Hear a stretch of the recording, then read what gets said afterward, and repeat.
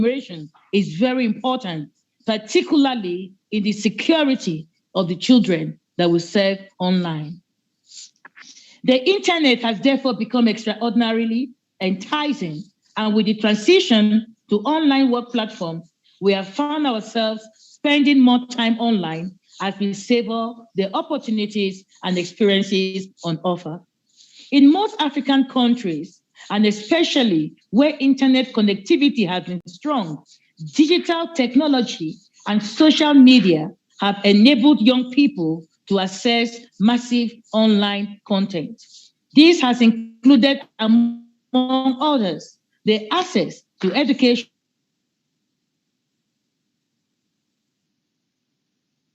resources, development of social condition of creativity. Even before this, when there was a complete lockdown, many kids were kept busy by the various programs they watch on television and by the many times they spend on their phones or their iPhones and iPads, etc. Unfortunately, these positive and encouraging milestones and innovations that internet has accorded, they have also been challenges where questions of safety of users, and in particular, our young users, have arisen. While we celebrate the remarkable range of information and opportunities that internet offers, especially its potential to inform, connect, and inspire, it is imperative that we are cognizant of its possibilities to harm and mitigate against this. The lives of these kids are very important, and we would not want their moral to be abused or contaminated by the various insecurity we find on the internet. Online safety is one of the critical facets of the African Union's DOTSS framework that seeks to offer an integrated approach with a focus on. When we had our 2019 Specialized Technical Committee on Education, Science, and Technology, we brought in the issues of the need for us to connect the dots being DOTSS. We wanted to connecting the dots as one of the ways that we can improve and enhance quality education. D stands for digital connectivity. O stands for online and offline learning opportunities. T, teachers as facilitators of learning. S, as safety online and offline, which is the crux of the day. And the next S is skills-focused learning provision. This gives us the DOTSS. Moreover, the digital transformation strategy for Africa, under its policy recommendations and proposed actions, also calls for mainstreaming digital skills and responsible online behavior among all citizens and raise the awareness of risk in terms of digital rights, online safety, and security. It further calls for provision of age-appropriate exposure to ICTs and related content to ensure safe online experience. This is very, very important.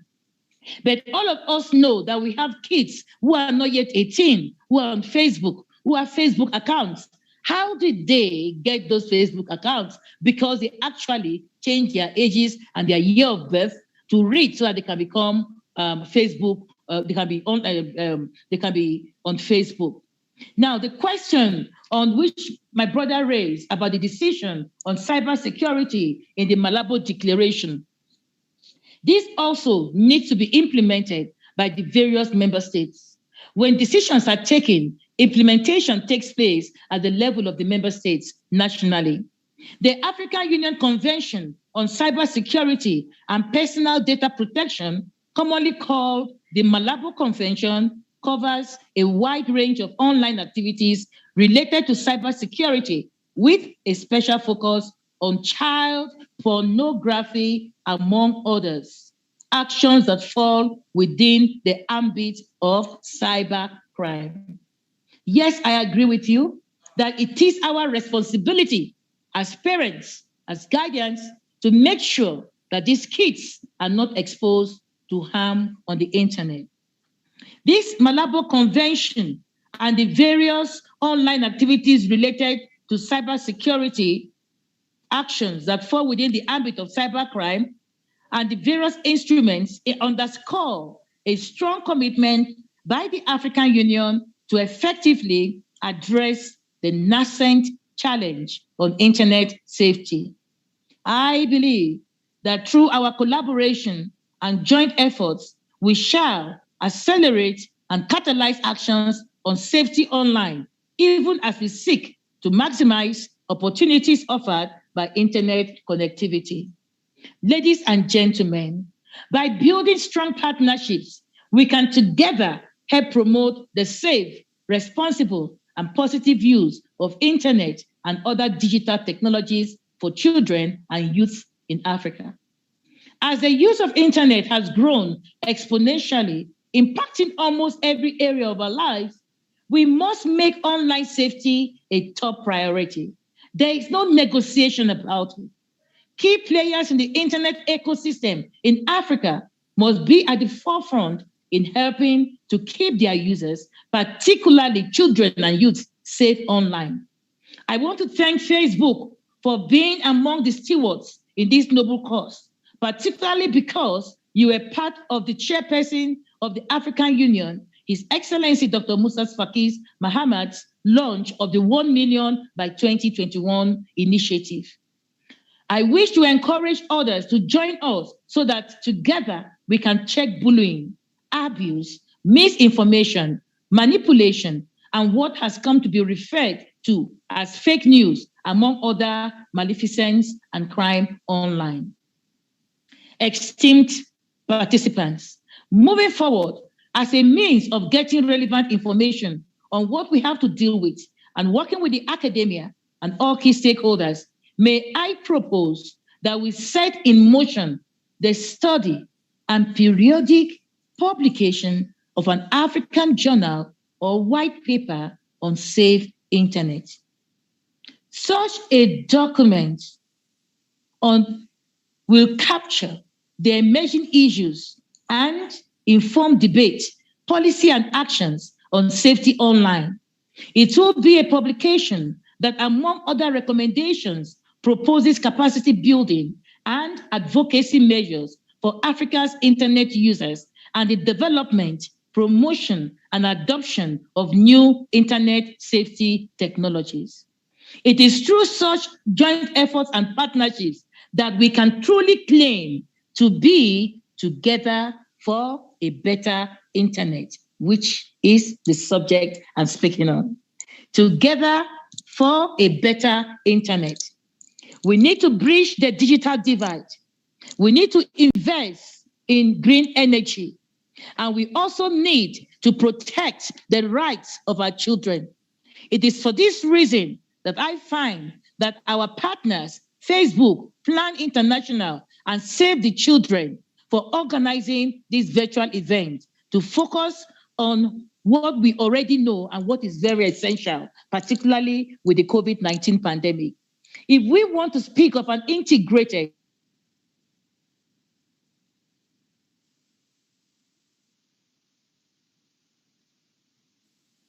I'm sorry, Your Excellency. We need to make sure that our internet system is safe, and we need to connect the dots. We need to invest in the DOTSS, like I said at the beginning, which was what we handed over to the Ministers of Education at the Specialized Technical Committee on Education, Science, and Technology.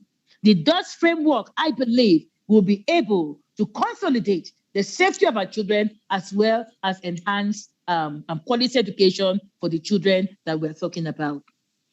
In conclusion, as we continue to advocate for increased internet connectivity in Africa and enjoy the huge benefits that this connectivity across us, we must also ensure that vulnerable individuals, particularly our children and youth, are not put at risk of serious harm. We need to be watchful as parents. We need to be watchful as teachers in schools, because I see that many kids go to school with their telephones and they sneak it into the classrooms. Teachers have to be very, very vigilant. And when they do that, they have access to what they are not supposed to see at the tender age they find themselves.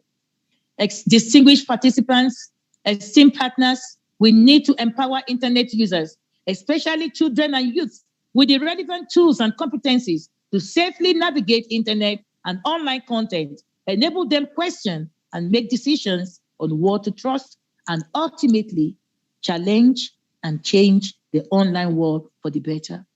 May I once again register my appreciation to the organizers for the kind invitation to join you at this event and to share my thoughts on safer internet. We are in this journey together. Together we are stronger. Together we make an impact, and it's incumbent upon us, the duty bearers, to drive this agenda and galvanize actions among all actors through improvements in policies, strategies, evidence, and innovation that will ensure a safe internet and online experience for all. May this conference not end as a cemetery where we share ideas, but it should move for all to us, walking the talk, implementing, and going behind rhetoric. Happy, safer Internet Day commemoration. Thank you for listening to me. Thank you very much. Fantastic words and extremely passionate delivery, Your Excellency, Professor Sarah. This is really, really appreciated. You have sounded Thank you, my sister. Extremely important points around how to keep safe. You pretty much drummed up the point that it takes a village to raise a child, and we are all being called to commit towards doing this. Yes. And the importance of having the internet is one that we as Facebook also appreciate and have been very committed in increasing our investments and supporting basically the industry in making sure that the internet reaches all and sundry and affordably so.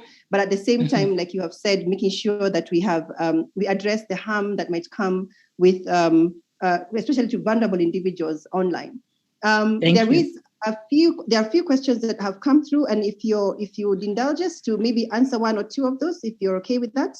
Is that okay?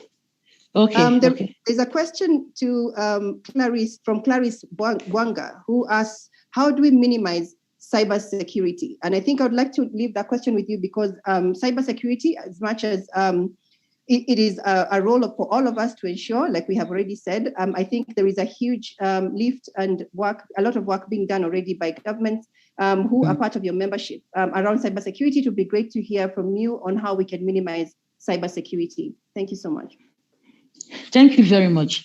I think we can minimize cybersecurity from different angles. You know, like the example I gave, I was surprised one day when I went on vacation, one of my cousins who came for holidays with me, and she's just 11 years old, and she's on Facebook. And I said to myself, how did you get yourself registered in Facebook? Because I know to be on Facebook, you must be 18 years and above. So how did you get there? And the kind of programs they will be watching on those internet are not programs that under STP that parents will allow. So for me, I was a bit I was a bit bewildered. So I believe that we can minimize cybersecurity first by making sure we monitor our kids. What are they watching when they are there? I know that for some programs, there is a key they give you, a password that you need to enter into anything within the house. I think parents and service providers need to look into this, particularly for children under 18. They should not have any access to that. But again, how can Facebook prove that this child is under 18 or is above 18? That is one thing that we need to work on, because you can open so many Facebook accounts with different ages, and yet you have access to those things. That is one. And I think the government policy itself is very, very important.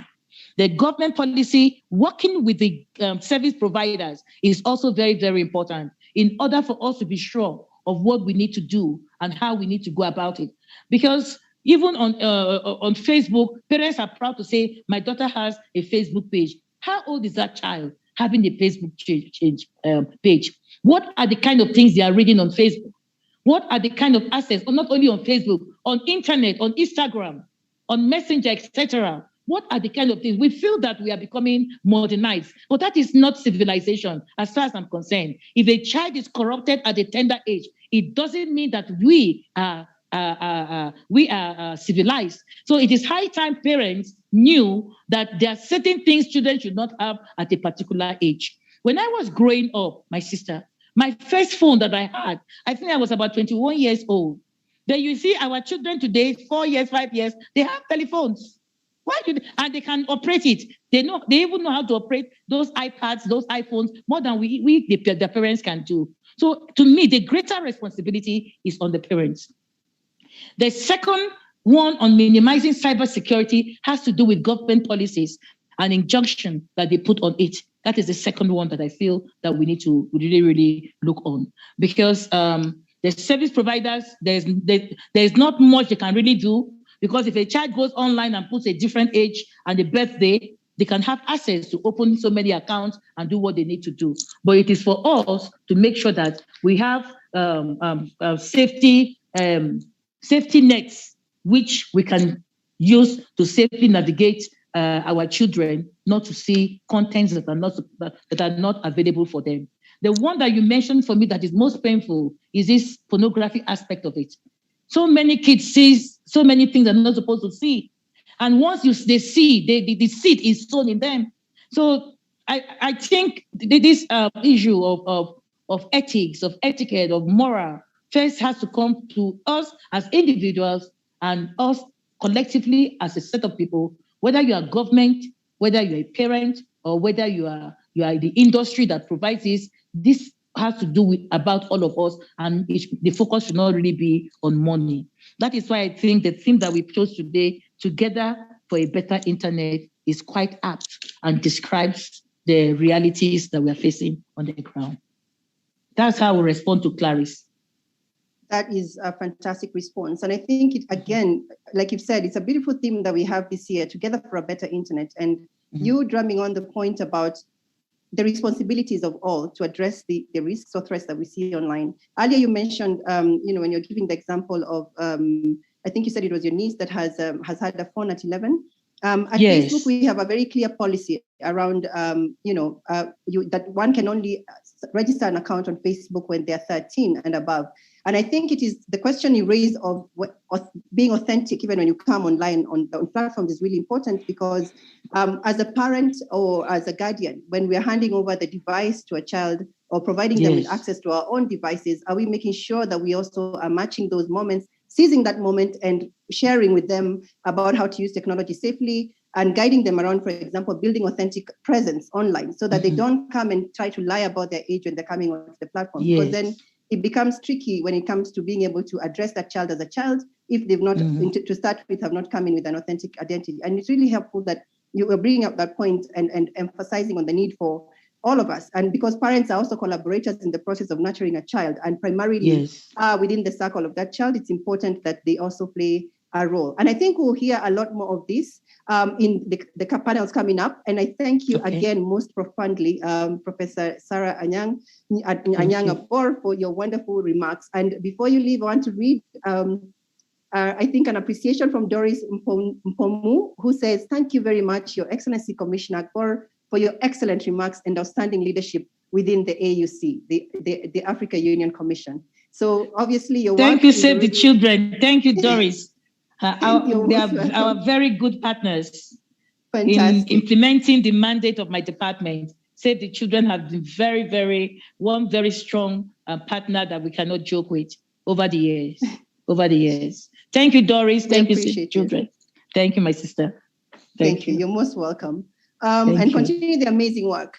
So moving on, I think we continue to remind you to share your thoughts or questions on the Q&A box. We are moving into another exciting panel, the first panel in this session today, and I'm doing badly on managing time, so I will be quick in inviting Luleka Mozi, who is the Senior Project Manager with Digify Africa, one of our key partners at Facebook in developing talent around use of getting digital skills and using our platforms in the most efficient way, most effective way, and in a safe way. And she'll be leading a panel to discuss the intergenerational conversations on child online safety. And some of the things that have come up already will be addressing this conversation. But just to give you a little bit of an idea of who Luleka is. So Luleka is the Senior Project Manager at Digify, like I've said, but she started her career in HR recruitment and has accumulated over 7 years in key account management, 6 years in project management, and 3 years in management experience from various niche industries. She's very dynamic, highly productive, and believes in giving her best to the work environment, putting her heart out pretty much in serving as well as driving excellence. She is very, very well educated. I will let her speak a little more about herself as she tells us also a little bit more about her panel. And without any further ado, I would like to hand over to Luleka to introduce her panel to us and to lead the conversation there. Thank you so much and welcome, Luleka.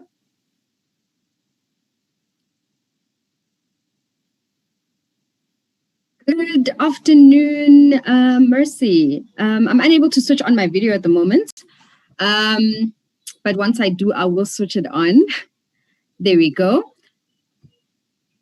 Good afternoon to everyone. Good morning from wherever it is that you are.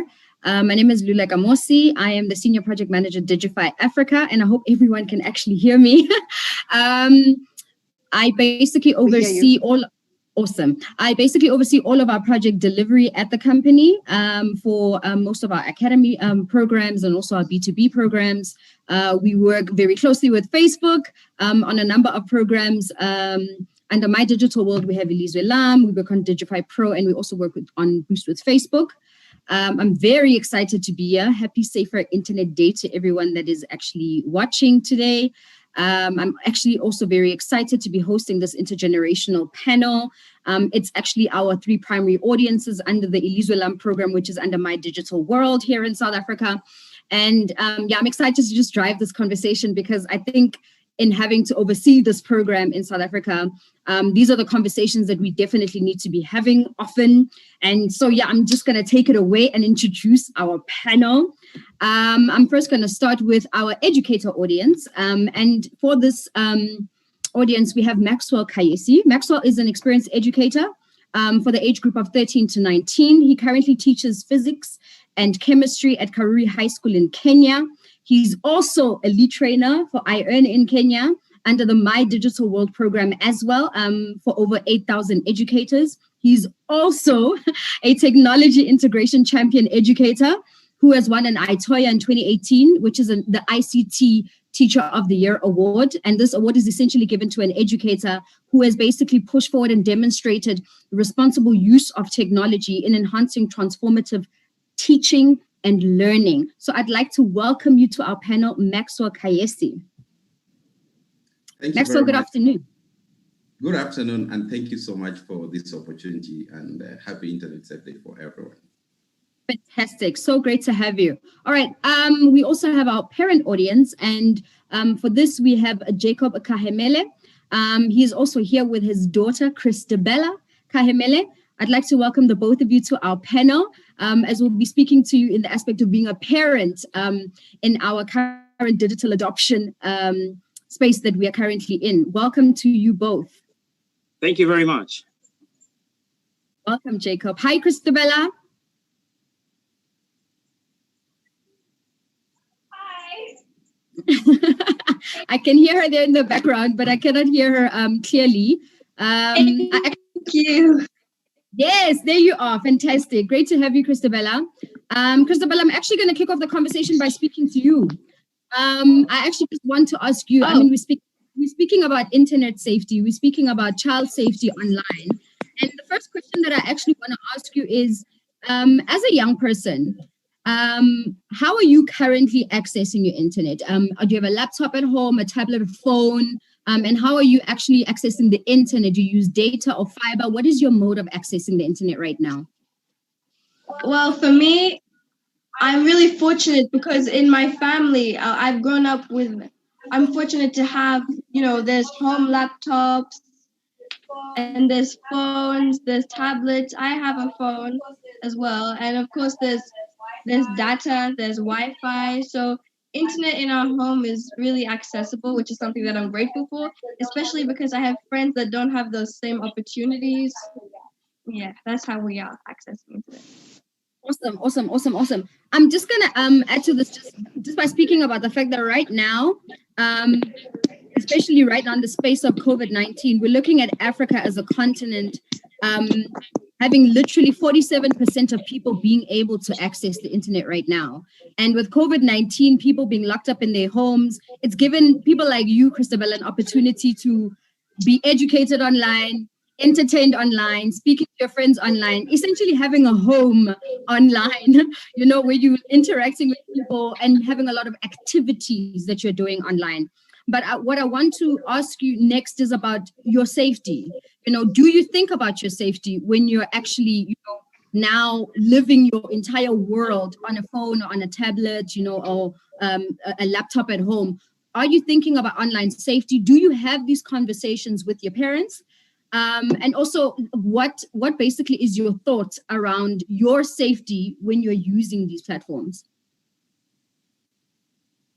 Definitely. I'm one of those people who, when you're on the internet, you're almost scared, because my parents, since I was young, have made it very clear about what can happen on the internet and how dangerous it is. I'm aware of its benefits and I'm aware of its risks, and I've seen it, especially because at my age, something that I think other people, older people, can't relate to, for example, my dad, I can't remember a world without internet. Even when I was like a baby, that was when YouTube was being developed and released. So I don't ever remember there not being internet. So I've always had to be aware of the internet.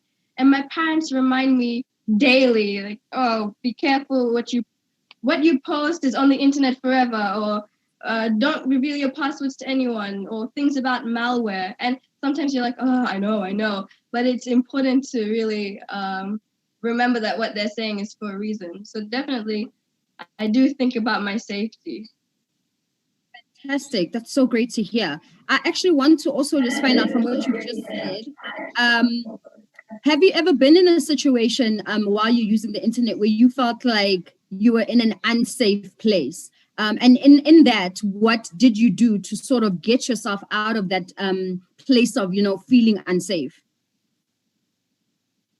I think I'm one of the rare people who's never felt like that, mostly because my parents are extremely strict with what I have, what social media I can use, what I can do. And I know if I ever encountered a problem, the first people I would consult would be my mother and father, because in our relationship, there's trust. They allow me to do things.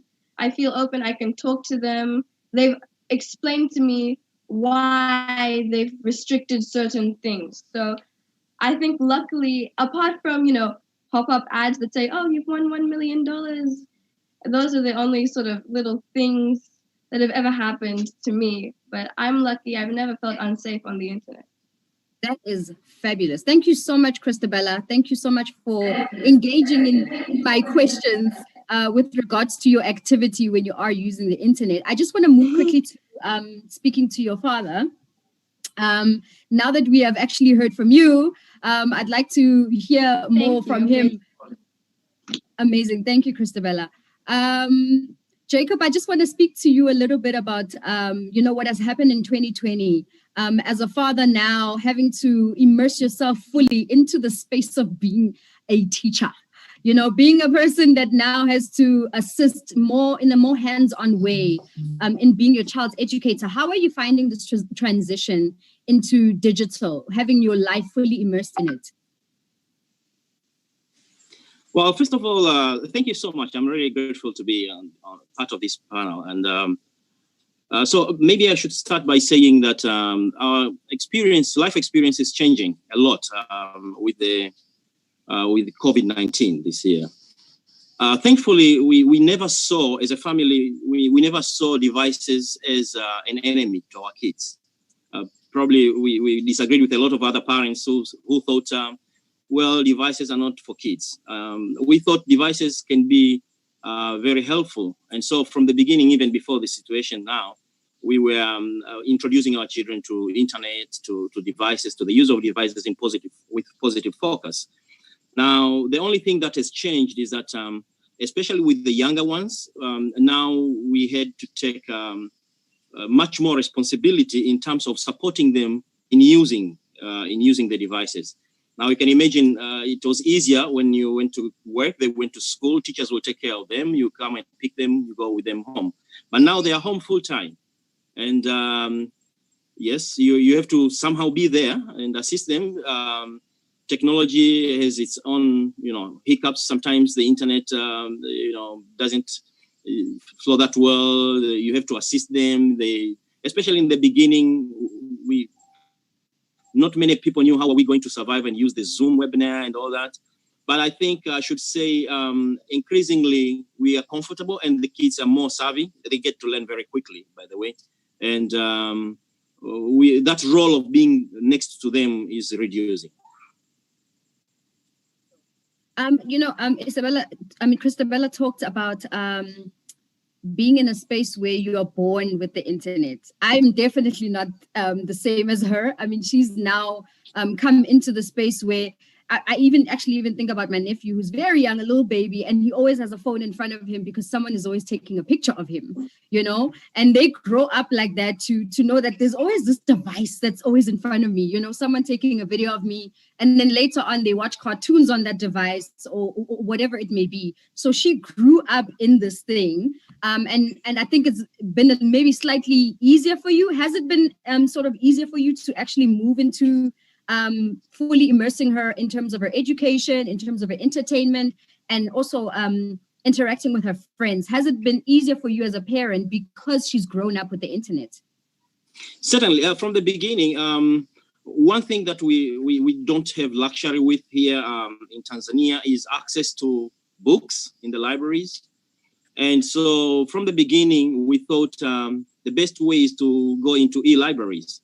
So we have joined a number of libraries. And so the first move, even before COVID-19, our kids accessed, one major use of the iPads and the laptops has been accessing books. So they have been reading ebooks a lot. And that made it very easy when now they have to go to class online because they are already savvy and used to reading through the devices. Thank you so much, Jacob. I just have one more question for you with regards to just online safety, because we know that in African cultures and just as a parent, your primary role is to protect your child. And this is not even just at a physical level, but also, their mental health, their emotional health.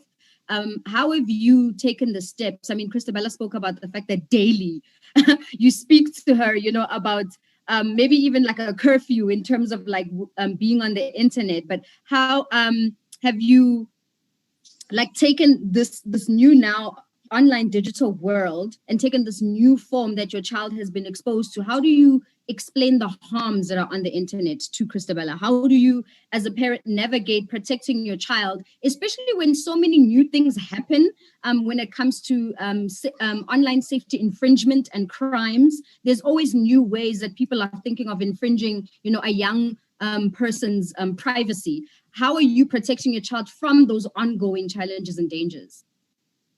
Indeed, child protection is a key role for any parent, and it cannot be undermined. But I should say that protecting a child offline is not very different from protecting a child on the internet, online. It's the same responsibility. And some people may think it's easier without the internet, but the amount of energy and time a parent need to put in protecting a child is the same.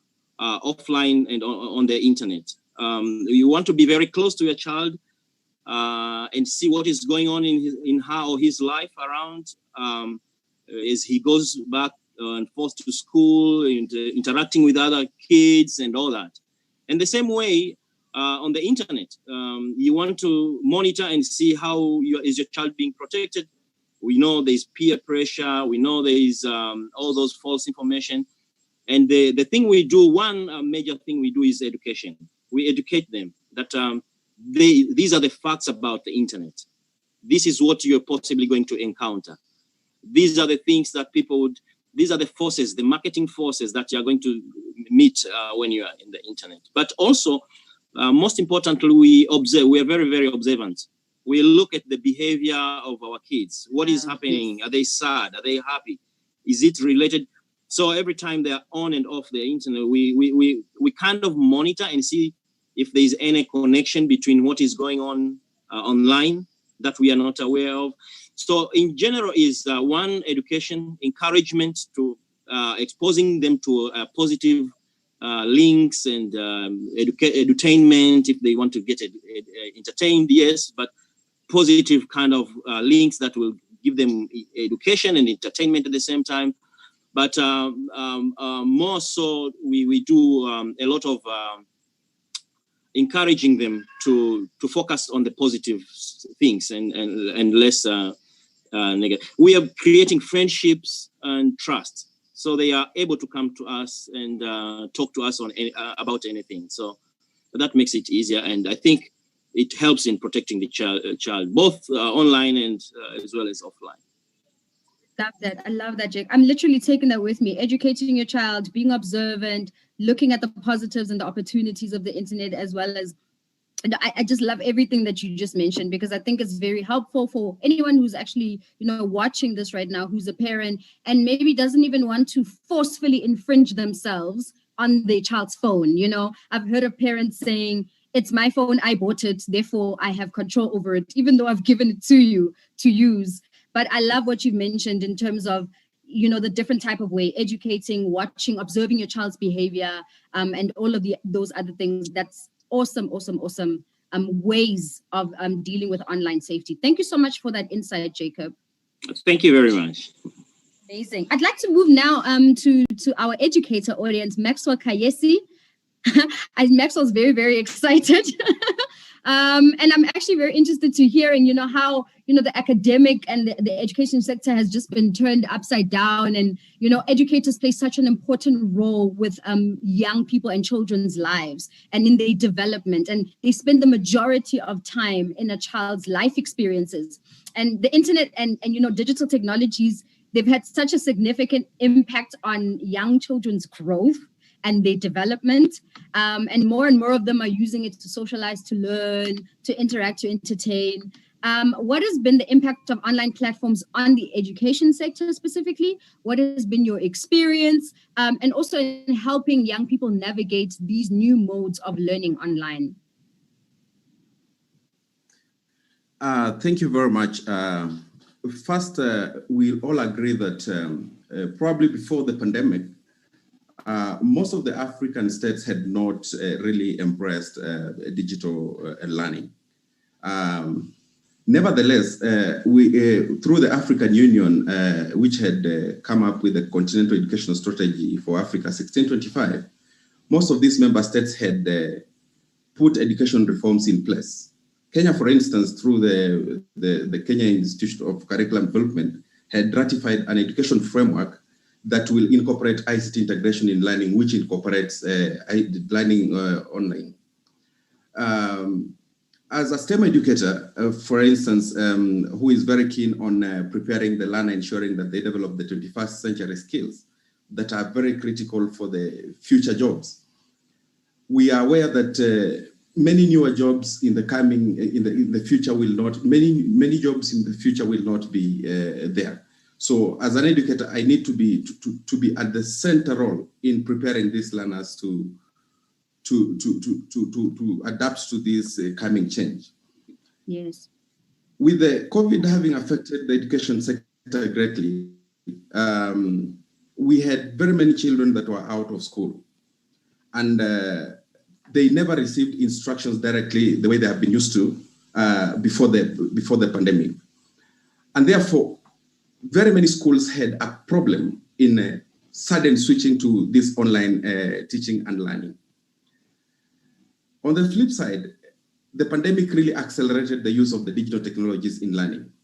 Those schools, for example, that had prior establishment of basic infrastructure like the internet connectivity and online presence had a fairly smooth transition to virtual classrooms and online learning, of course, through Zoom, Google, you can name them. However, most of the average schools, especially those in remote areas across the continent, they could only do as much, for example, by sending educational materials to learners through local telco SMSs and WhatsApp platforms to their guardians' phones and all that. They did all this against a backdrop of so many challenges in sub-Saharan Africa. We had many teachers and learners, especially in Africa, who are not prepared for this. educators lacked the capacity to conduct remote learning due to limited digital literacy in terms of technological information and functional literacy. Learners, on the other hand, could not access the virtual classrooms due to limited access to digital devices, poor internet connectivity, and in some cases, high cost of data bundles amidst the economic crisis that had affected the individual households. So those who attempted to utilize the available e-learning platforms had to grapple even with the risk of online safety as we are looking at it today, where they are prone to be preyed upon by cyber bullies and hackers, for instance. So beyond these challenges, as an educator in STEM, I think digital learning has had a great impact on education in terms of it has been able to break the barriers that were put in place by the traditional education approaches. It has also enabled me as an educator to reach out to my learners more efficiently and effectively, maybe through chat groups, video meetings, polling, and also document sharing, especially during this pandemic period. My students have also found it easier to communicate with me online because at some point the students will always develop that fear of the barrier to address the teacher directly. But through virtual platforms, the students are free with me. They can share with me anything that is going on in their lives. And more to that, my students have no longer have to adhere to that single approach in a structured setting, leaving no room for personal applications to make learning easy for them. So instead, they are able to learn from anywhere at any given time as long as they have a reliable device to study from. And finally, my students do not have to feel the same pressures to conform to a single learning approach because online learning is very much faster. It is catered, and it has catered by allowing students and indeed all other students to learn the same content at their own pace. Going back, they can jump in one content and leave it, go to the other. So you see, it enhances self-paced learning, which is a more or less faster mode of learning than the traditional way of doing it. And I've also realized that since children are extensively glued to using their senses to learn, making learning a fun and effective by use of technology is crucial. I've found the use of, for example, tools like gamification in learning in order to elicit high engagement and increase motivations towards learning among the young students more appropriate, and it makes learning more fun, and the students really love it. So maybe to conclude, the pandemic, for instance, may have hastened the transition to online learning, hindering its overall goal as a catalyst to create a new and more effective method of educating students. But in the long run, we need to make e-learning part of our new normal. After experiencing the benefits firsthand for the short period the students were away out of school. And just to echo Einstein's quote, the measure of our intelligence as humans is the ability to change. And if we cannot change, we might as well as just be extinct. Thank you very much.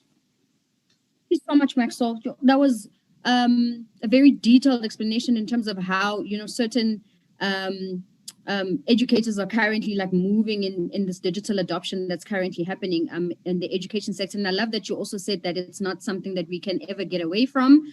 I definitely do think that even if we were all vaccinated and Corona's gone, it would still be something that remains with us. And I don't think it's something that people can just drop and go back to the old way of learning. I actually want to speak to you quickly about digital literacy. And what does that actually look like to you? I mean, because digital literacy, I feel like takes a lot of forms. Now that we're in a space of platforms and social media and apps, people can see that as, I want to learn how to use this.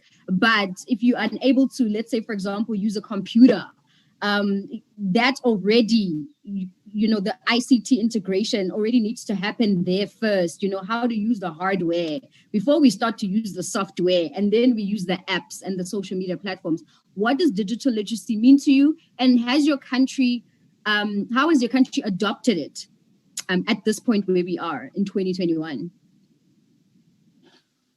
Well, the emergence of many digital platforms, especially with the growth in mobile phone usage, has led to information ubiquity where we have many people across the continent having signed up on these digital platforms, whether they are social media platforms like Facebook, knowledge platforms like Quora, or even media sharing platforms like YouTube.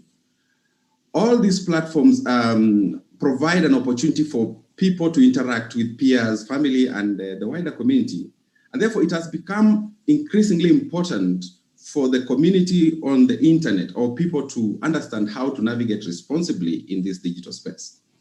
To me, digital literacy would mean the ability of myself or my students or my peers to be able to use information and communication technologies to find, evaluate, create, and even communicate the information using both cognitive and technical skills.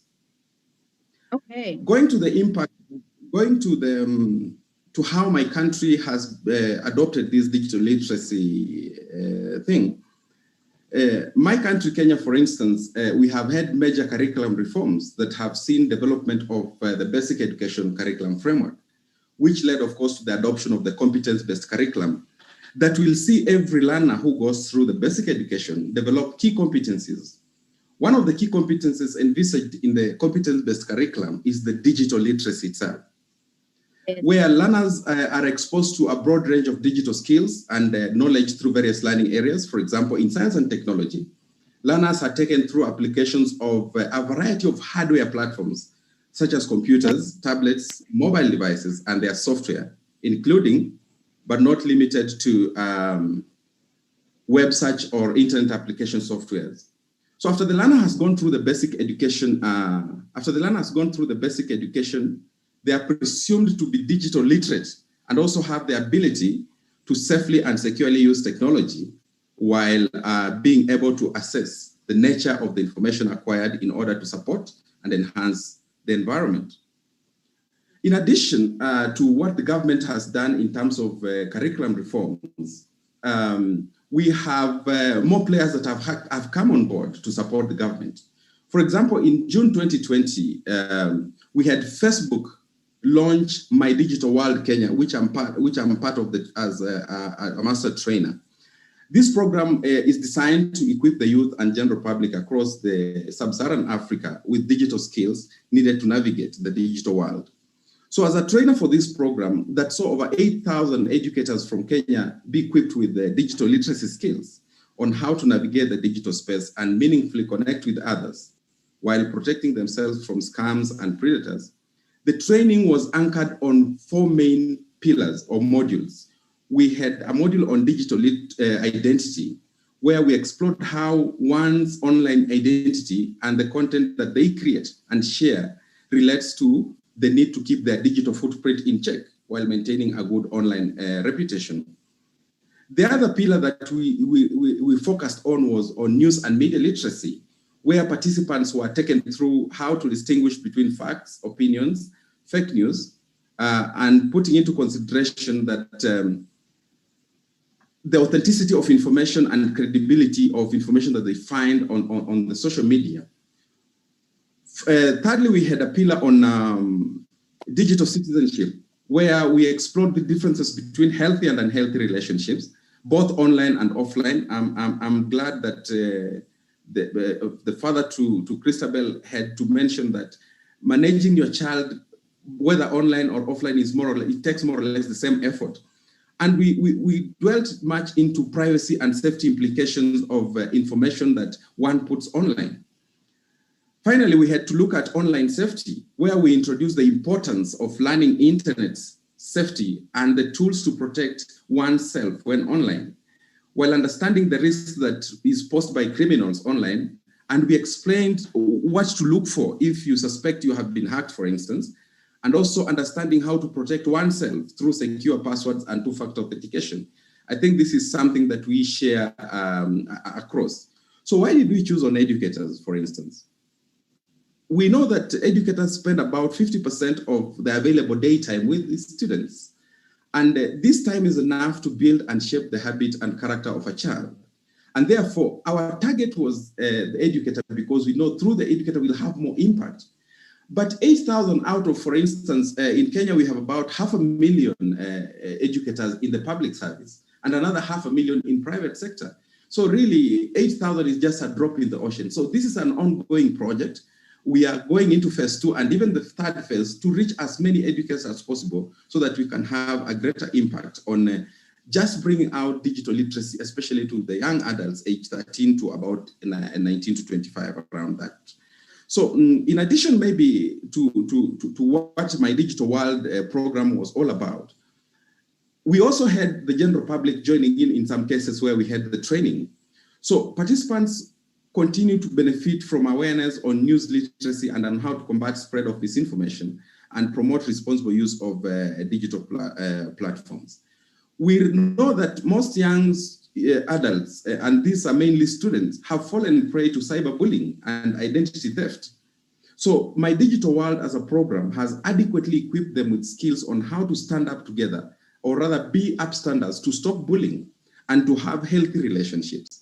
Furthermore, the training has enlightened the students and the teachers, by extension, the importance of maintaining good online reputation by having a positive digital footprint. Remember, a bad reputation can cost one a job opportunity, or even a relationship, or even a potential income. So it is very, very important that we embrace this skill of trying to educate the masses on the importance of how to stay safe on the internet and in general, the digital literacy at large.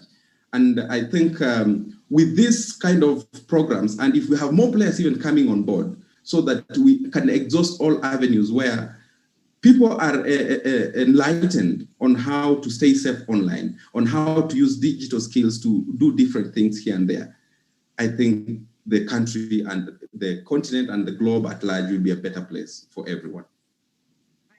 100% agree. Thank you so much, Maxwell. I think it's been so great to have this conversation from, all three of you, as a young person, as a parent, as an educator. I think also the points that Jacob spoke about and the points that you have now spoken about, Maxwell, have been very, very insightful in terms of what is the role of me as an educator, a teacher, what is the role of me as a parent, and my responsibility even as a learner and a child, in taking all of this advice from my teacher, from my parent, in order to keep myself safe. I think this has been an amazing conversation, and well done to you, Maxwell, on all the work that you've been doing on My Digital World. You're very right. It's a drop in the ocean, and it's work that has to definitely continue because, as you know, the internet changes. As more apps become prevalent, we are going to deal with more and more online safety issues as we go along. But as long as we keep up the pace, I believe that we'll be able to tackle each and every single one of them. So thank you so much for the work that you do. I'd just like to thank all the panelist speakers. Maxwell Kaisi, thank you so much. Thank you so much to Jacob Kahemele, and also to his daughter, Christabella Kahemele. Thank you so much for the conversation. Thank you also to Facebook for this beautiful opportunity to be part of this conversation as well. Thank you, guys. I will hand it over back to you, Mercy.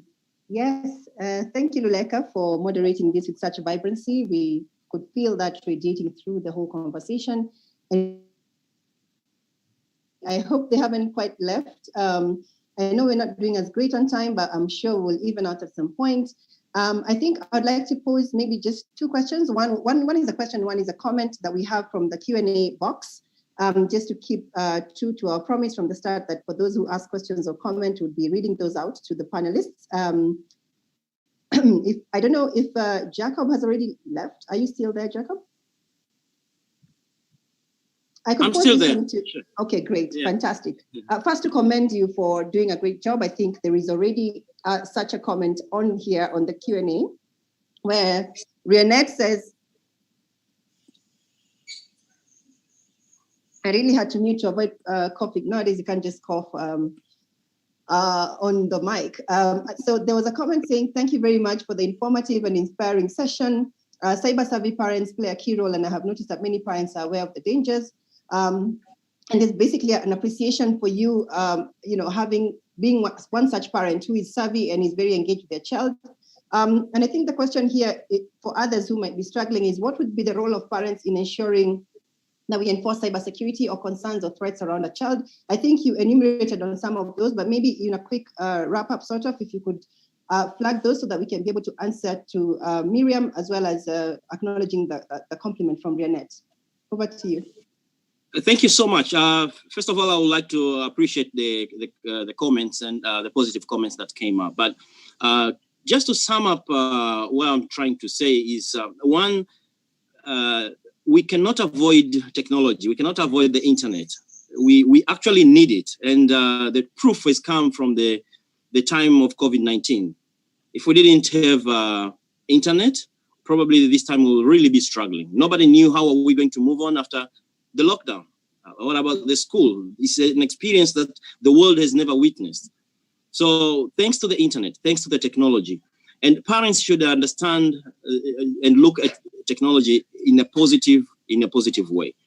And as I said before, it's the same amount of effort we have to apply to assist our children in interacting with the internet in a way that they are safe as we do when we assist them. In fact, it is, to me at least, much easier to protect our children on the internet than offline. Because offline, when my children are out of my house, no matter how much measures I've put to make sure that they are in a safe grounds, with their other children, there may be very subtle bullying, there might be some peer pressure instilled in them that I cannot control. Whereas with the internet, I can always follow up, I can always, go into histories, we don't have secrets with my children. We share, they know my password for every device I use. I know their passwords. They know that I can get there anytime, and they have no worries because there's nothing to hide. We don't hide things from each other. So it is key that trust is built between children and parents. If we want to protect our children, we need to create an environment that they are able to open up to us. They see us as friends. They don't see us as policemen if they see us as policemen, they see us as good police who are there to assist them, not bad policemen who are there to chase them and harm them. And that way they will run to us, and that way we will be able and in position. And sometimes we really need them to explain to us for us to know how to take care of them and protect them. So we need this two-way relationship that is built on trust and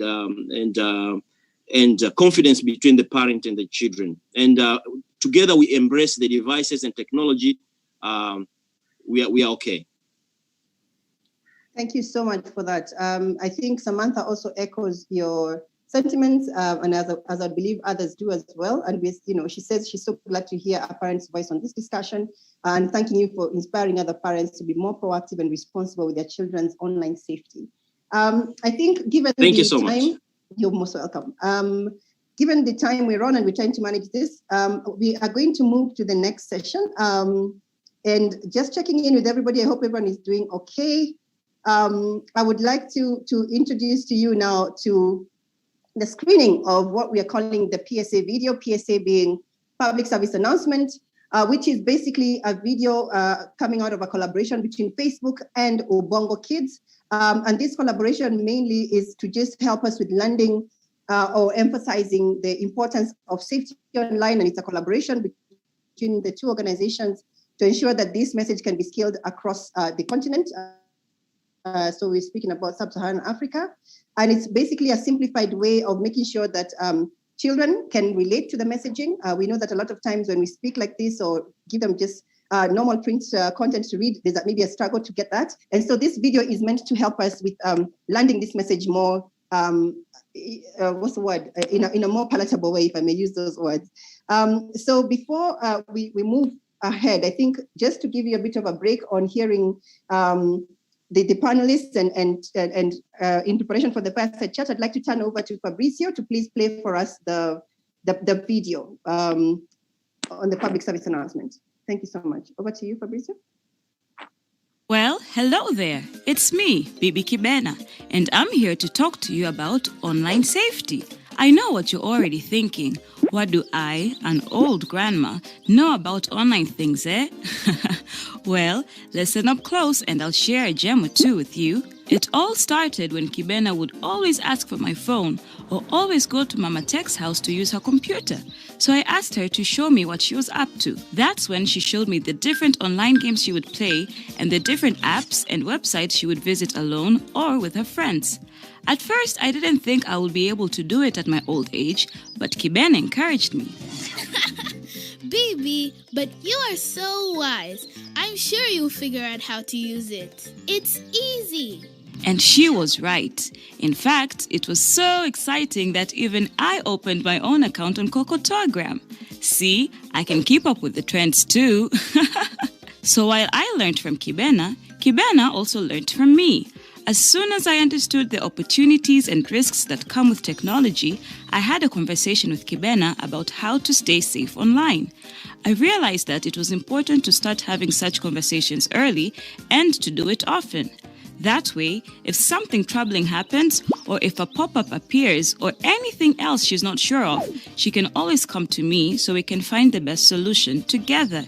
I also learned that if I don't know what to do, then there are online resources that can help me know how to address the issues. We both shared what we do online and said we will check in with each other every week. This is the best practice for Kibena and I. Right, Kibena?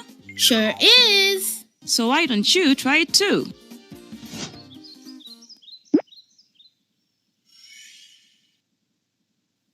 Brilliant. I hope you all enjoyed that. It's a pretty short video that, again, is a collaboration from Facebook and Ubongo Kids in trying to learn the safety messaging in a very simple way, providing very simple tips for parents and kids to pick up on how to stay safe online. But I am not the one discussing this. There is a fantastic fireside chat that we will have right now between Yande and Doreen Bateyunga. Yande is a student from Zambia, and Doreen is a writer and the pre-production coordinator at Ubongo Kids. And she was the brains, as well as alongside her colleagues, behind the creatives of this PSA, this video, the public service announcement video itself. And would love to hear them have a conversation about this video and what it means and why they chose what the thinking was, like a behind the scenes sort of, for us to understand what they had in mind as they were putting this together. Would love to hear Yande as well, a young, very, very already successful, but potentially even more successful young lady that would be loving to speak to. I will quickly read their bios. So Yande Banda is a vibrant and passionate girls' rights activist,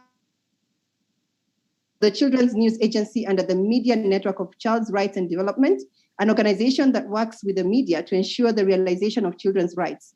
Yande Banda is also a member of the Adolescent Girls Advisory Council under the Global Fund for Women as its youngest member, where she facilitates grant-making processes and advises the Global Fund for Women on their work.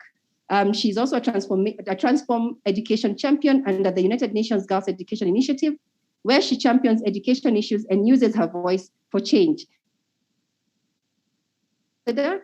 Representing Zambia, an organization based in the Cameroon, where she champions an end to gender-based violence issues, which I'm sure is music to the ears of Plan International as given the findings they have on the threats to girls. So Yande is obviously already very active in upholding the safety of women and in advocating for women's issues, and particularly young girls. So Yande is a voice that seeks to ensure that young women are meaningfully engaged and that action is taken always.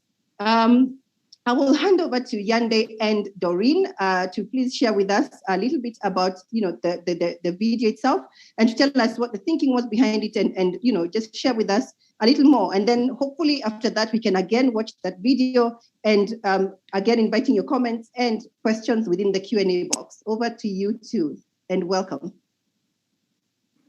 Thank you so much, Mercy, for that wonderful introduction. First of all, let me just start off by saying, when I saw that cartoon, I was amazed. I was smiling. The 13-year-old in me basically came out. It was amazing. And I especially loved how the message of it was the older generation can learn from the younger generation. It's about an intergenerational response. It's about intergenerational dialogue.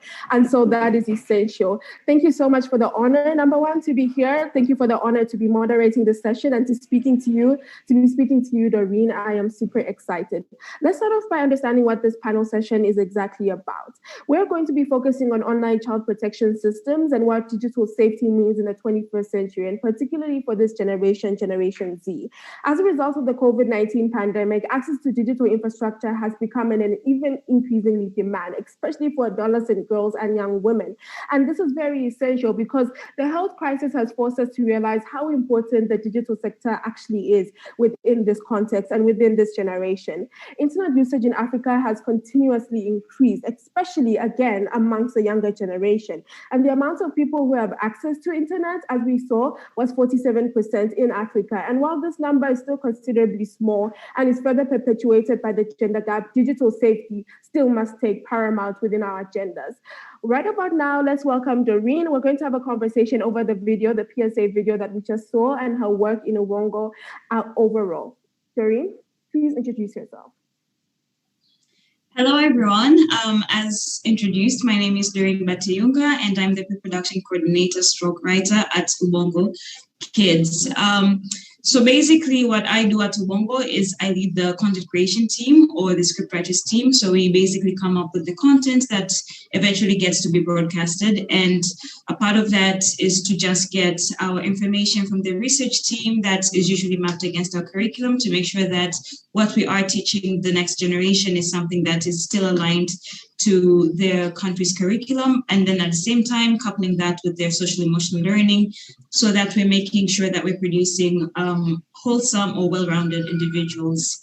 And yeah, this PSA has been quite interesting to work on, and I'm very excited that we get to launch it today. And I guess Yande, you have questions for me to see what else people might be curious about, how it came about.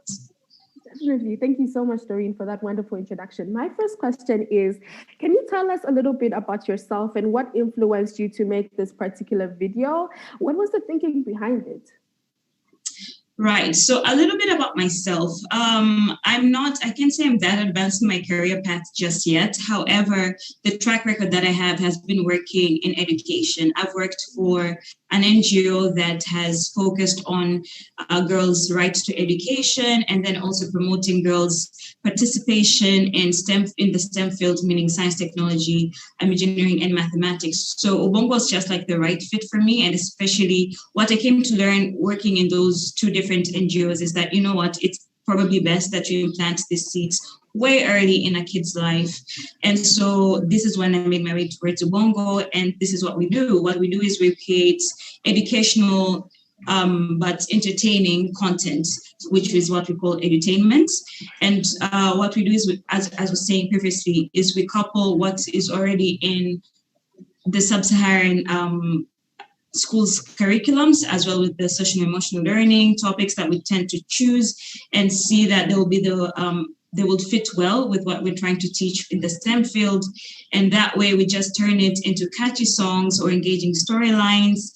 And then we broadcast it through mass media, which is television and radio. And right now we're really growing in also digital platforms such as YouTube. And this is where now the online safety conversation comes in, because we've seen like an increase of engagement in those platforms. And we know that we now have younger children who are engaging in our content in such platforms. So we really want to ensure that we're also protecting them as they're also seeking this education and entertainment through us, through those platforms. Thank you so much, Doreen. That's extremely informative. One of the parts that I extremely loved about the PSA video was also how we saw a lot of familiar names, and they were twisted a little bit like Cocotagram. I think that's what it is. And when I saw that, I jumped. I was like, I know that. And so I can imagine that reaction coming from other adolescents that are watching videos like that. So thank you so much. My next question is, what did you discover about online safety amongst families as you were carrying out this survey? Because I think that's very important. Understanding what exactly is in the minds of families when it comes to online safety, and what are they thinking about when their children or their adolescents or their girls are actually in a digital space or on social media, for example. Exactly. So just to give a little bit of background as to how this PSA came about, as we're all aware, and what has been mentioned with the previous speakers, is that last year, I guess the world turned upside down. And with the COVID-19 pandemic, kids were not allowed or couldn't go to schools where they could have an in-person education, and therefore they had to turn to the online platforms for them to still receive their education. And what that did is it exposed them to this alternative, but then it also it also forced parents to be more aware of this platform, and to also, it kind of threw them in the deep end where they now had to find out how they can protect their children in this platform, because as we are all aware, the internet is quite wide. They call it the wide web for a reason. And as Jake was mentioning previously, there's a difference between dropping your kid off at school and you know that they're in the hands of the teacher versus them now being online and you don't know who has access to your children. So that made that demand to come up front. And so Facebook did reach out to us, and we were quite glad that they did, because honestly, this online safety has been something that we've also been championing for a long time. We already had episodes that covered digital literacy, as well as advocating for online safety and to be cautious of where you share your data as young children. So it was like a match made in heaven, if I can say that. And together we came up with this PSA that really was to empower caregivers as well as children to make sure how to then now navigate this new normal of having to access their education through platforms that perhaps the children might have been more aware of, but maybe not, and also with the parents. And so we really wanted to marry those two different worlds and make sure that as they're navigating this new world, out of necessity, that the necessary precautions were still being taken place, so that the parents still felt like they had control over how to protect their kids from things that might harm them either immediately or in the long run. That's so important and very informative too. Thank you so much. As you were saying that you were talking about how online education became necessary at that point. It's not something that anyone would have directed to had the COVID-19 pandemic not broke out. And so putting in those necessary precautions is essential, even as we're using these digital technologies and digital infrastructure. Thank you so much. My last question for you, however, is why did you choose to feature a grandmother rather than parents? And I think this is something that is quite prominent within the video. We can see her even pointing out that she's from a much older generation. And, a lot of people do not even believe that the older generation should access technologies like that, not from that side anyway. So why would you feature a grandmother with her grandchild? So what you're saying really hits it on the nail. That's exactly our train of thought as well.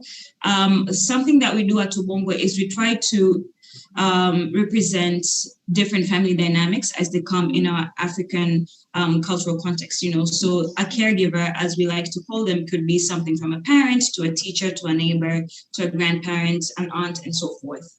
But what we really wanted to do with this PSA is we were informed by the survey that we did. And what the survey revealed to us is that a lot of parents felt like they did not know what to do to control their kids' interaction when it comes to technology. And again, because they're really thrust into this world, not out of choice by the pandemic. And so, and a lot of the children were using their parents' devices, mobile devices, to access their education. And what that does is it almost puts the parent controls in a very interesting dynamic, because when a parent knows that this phone belongs to me, they're not necessarily thinking that if my kid has to access my phone, then there's certain things that maybe they should not be seeing. And that was the number one worry rather that the parents revealed in the survey, is that they were worried that kids will access age-inappropriate content through their mobile phones. So what we wanted to do was to perpetuate that concept that as an older generation, we do not know how to access technology, right? I think with this current time, it's a very interesting shift in the dynamics, the relationship dynamics between parents and children, in that I think back then we were more comfortable that the parents would know more about, anything, but they would teach teach the kids. But right now we're in a generation where sometimes the kids know more, and especially when it comes to technology, than the parents. And so I know I've had so many instances where kids will complain that their parents will call them to come from way far just for them to change the channel, right? Like it's just a press of the button, but the parents don't know. And so what happened was we really wanted to perpetuate that myth, but also bridge the gap that as much as the age gap might be way farther between a grandchild and a grandparent when it comes to understanding technology, it's still possible for the grandparent to learn either from the grandchild, but also getting to explore the other alternatives and platforms that are out there for them to learn more. And that is what we really try to portray in the PSA, that the age gap is not a barrier, but it's something that can be bridged. And so it doesn't matter if it's coming from a grandparent or a parent or a sibling, an older sibling, you know, as long as we all have the same mission of protecting our younger kids from whatever is out there in the internet, whatever that might be harmful to them, that is accessible through the internet, then we can all take a step in learning how to do that. And that we can also, and a part of it was also not only empowering the older generation, rather, empowering that they can still be able to be conversant in these topics, but also empowering the young generation that they can also teach the older generation. I think that there's a line there that we included that even though Kibena, which is the grandchild, taught me something, I also taught her a few things. So it's just merging those two worlds and making it known that they can still learn from each other from different perspectives. Definitely. I think that's also very essential. Intergenerational dialogue, intergenerational action, and intergenerational response is essential for a lot of the issues that we're dealing with right now. And that's something as young people, as adolescents, we continue to advocate for, and we continue to ask that there's meaningful engagement in. I'm going to take it back to you, and then we're going to be having an organic discussion around meaningful engagement. We're having an organic discussion around digital literacy, around online child protection systems. Doreen? Sure. I think, again, from my knowledge of my age, I feel like we come from different generations. So I'm just curious to know, like, from your younger generation, what are some of the things that you enjoy doing online? Like, why do you even participate in the online world, I guess? I think my answer is you won't go to the normal teenager outside, and my answer might not be the one that they might give. But for me, social media is a tool of social transformative change. I believe that a digital presence and a social media footprint, or whatever it may be, has the ability to change a lot of things that we would think are not possible to change. I mean, let's look at the social digital movements that have been spearheaded by young people all over the continent, all over the world, really. We had the NSARS movement, we had the hashtag Black Lives Matters movement, we had the hashtag feminist, we have the hashtag education for all movements. These are movements that have all been led by young people. Social media truly is a social transformative tool for me. And I believe that we can truly champion some of the world's biggest problems on it and fight for the solutions on them too. So that's just one thing that I believe social media and digital literacy really has done for me. I firmly believe that social media has become a tool for young people to stand in solidarity and to mobilize with each other, even when the COVID-19 pandemic locked us up in our different houses and our different settlements. It truly has become a tool in which young people can connect, and they can continue these movements and these rights issues and these fights that they have been doing for such a long time. I'm also going to say that even despite of the COVID-19 pandemic, right, the health crisis has not stopped for the education crisis, the global education crisis that is. It has not stopped for the climate crisis. It does not stop for the inequality crisis. These are still issues that must continue to be fought for. And social media has played a key role in these issues being fought.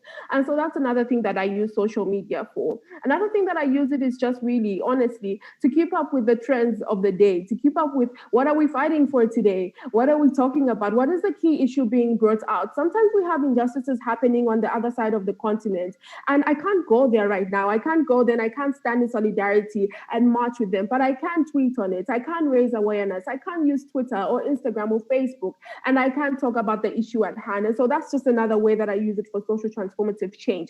But all in all, I firmly believe that even within this, young people have been key to mobilizing and to helping the older generation especially understand how important social media is.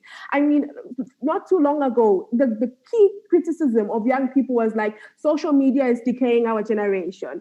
Digital technologies is what is making our generation go down. But now we are completely dependent on social media and digital technologies and infrastructures to go about our day. And so this is something that I've seen to be key. We have refused to go back to an old normal, even though normal was seen as safe, despite the multiple human rights violations that have been going about. And we're championing this through the use of social media and digital infrastructures. Truly, social media and everything digital has never been more relevant than it has been now. I'm going to bounce the question back to you, Doreen. And what is your favorite thing to do online in the digital space? I can imagine you just reposting every single thing by Ubongo Kids and having the best time.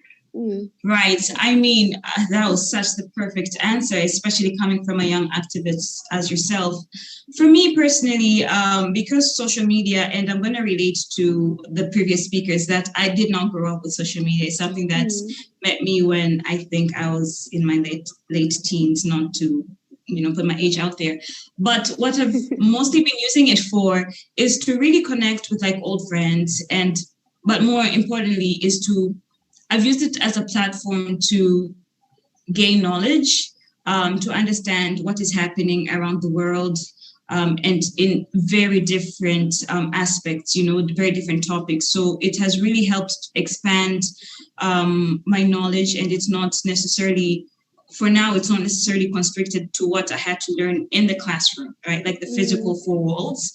And I think that is the beauty of perhaps what happened last year has also put to the forefront. Like knowledge has now expanded outside of the classroom, and kids now understand that you can learn other things from different platforms that are out there, because it's just a Google search away, as most kids will know now. What I also wanted to know from you, Yande, is that how do you think, because you were really talking about how you're using social media, and I think what came across from the survey is that parents felt like they did not have control about what their kids had to access on social media. So I'm curious to know how you control the content that comes your way, and two, who do you think is responsible then in controlling what kids have access to when it comes to online platforms? Thank you so much. Let me start off with families. I believe that families are so fundamental to implementing child protection systems and policies that are being put out there. They're a key stakeholder, and I don't think we can afford to leave them out. And one of the ways that I believe that we can do this is through the use of the media. I believe that a number of people have under-negotiated how important the media is, especially in this day and age, and especially for adolescents, and in particular adolescent girls and young women. We're human beings and social beings, and we internalize ideas from our socialization. And so what affects the media world will ultimately affect the young girls and women who are sitting at home, or it will ultimately affect us as families and us as individuals at the same time. And so it is important that we thoroughly invest positively in what is being put in the media and how we can use it to invest in the social change that we want to see within the digital sector. We see a lot of advertisements on how the COVID-19 pandemic is affecting us. And I think we should also see a lot of advertisements on how the digital sector is affecting us and how we can ensure that young people are being protected in these systems, especially considering how online learning has been taken as a part of the new normal. It's essential that the media puts out information such as this and involves young people at that. Asking young people, is this the true representation of the media? How do you actually feel when you are on the social media device? How do you feel when you're accessing these devices? And put them out there and make sure that young people are not just a face on a photo of a campaign, no, but they're actually frontliners, they're champions of that issue, and they're actively calling for better systems in terms of child protection protection and digital safety. So for me, that is key, the involvement of families and the use of the media. But thirdly, I think we also need to critically look at the education system, the school system as a whole. And I think Sir Maxwell Kaisi, he talked about this, and it must be emphasized. I believe our education systems are too based on the regurgitation of facts to pass an exam, and not necessarily towards the sustainability issues of this generation, such as digital safety and online protection. I mean, look at our world. We're constantly becoming more and more digital. Computers, phones, satellites, space, Mars, we're constantly hearing about it. All this involves digital technologies, but it's not being critically integrated within our education system. And not just that, we also see other key issues like the development of soft skills like inclusivity, flexibility, decision-making, time management, stress management, which are all very necessary within an online and digital space. And so we must see that these things are being critically integrated within our school system and our education system. So reforming, redesigning, and reintegrating a system that is focused on solving the world's issues, such as digital safety, and is integrating a gender lens at that. And let me speak a little bit on a gender lens. We've seen from the Plan International report that was taken out last year that girls are facing more violence on an online system, and generally, they're facing more online harassment when it comes to the use of social media. And so neglecting that fact would be foolish of us. We need to ensure that we're involving a critical, inclusive, gender-responsive lens to solving these issues of online harassment, of online violence, and everything on the lines of that. But really, I think we need to emphasize how education is a social transformative tool. It's not just a place of learning. It's not just a school of information. It's about a school of thought.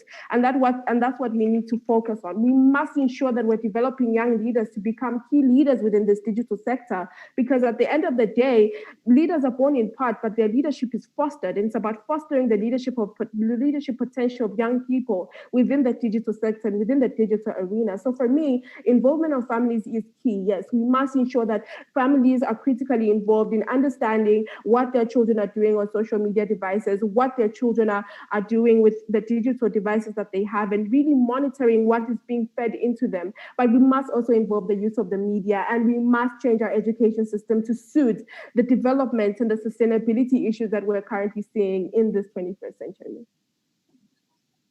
Absolutely. That was such a great answer. And I totally agree with you. And it is in line with where we were with the PSA that we did. Like, we believed that it honestly does begin within families. And the best way to go about it is to start by having open dialogue and open conversations between the different generations, so that kids always feel comfortable to talk to their caregivers and vice versa. So I totally agree with what you're saying.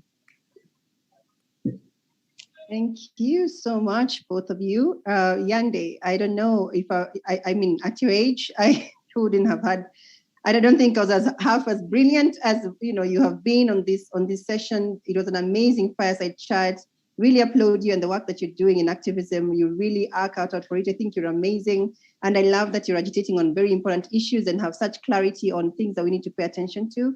And it's really brilliant. I love that. And Doreen, thanking you so much for, again, an excellent delivery of a wonderful, wonderful public service announcement video, which we have watched. And I think it's very informative and helps to land the right messaging in a way that is relatable. We had a comment from Evelyn Casina saying, yes, this is her children who look like, I think they watched this with her just now, enjoyed it. And she says, my children enjoyed that. Well done to Bongo Kids. And I couldn't agree more.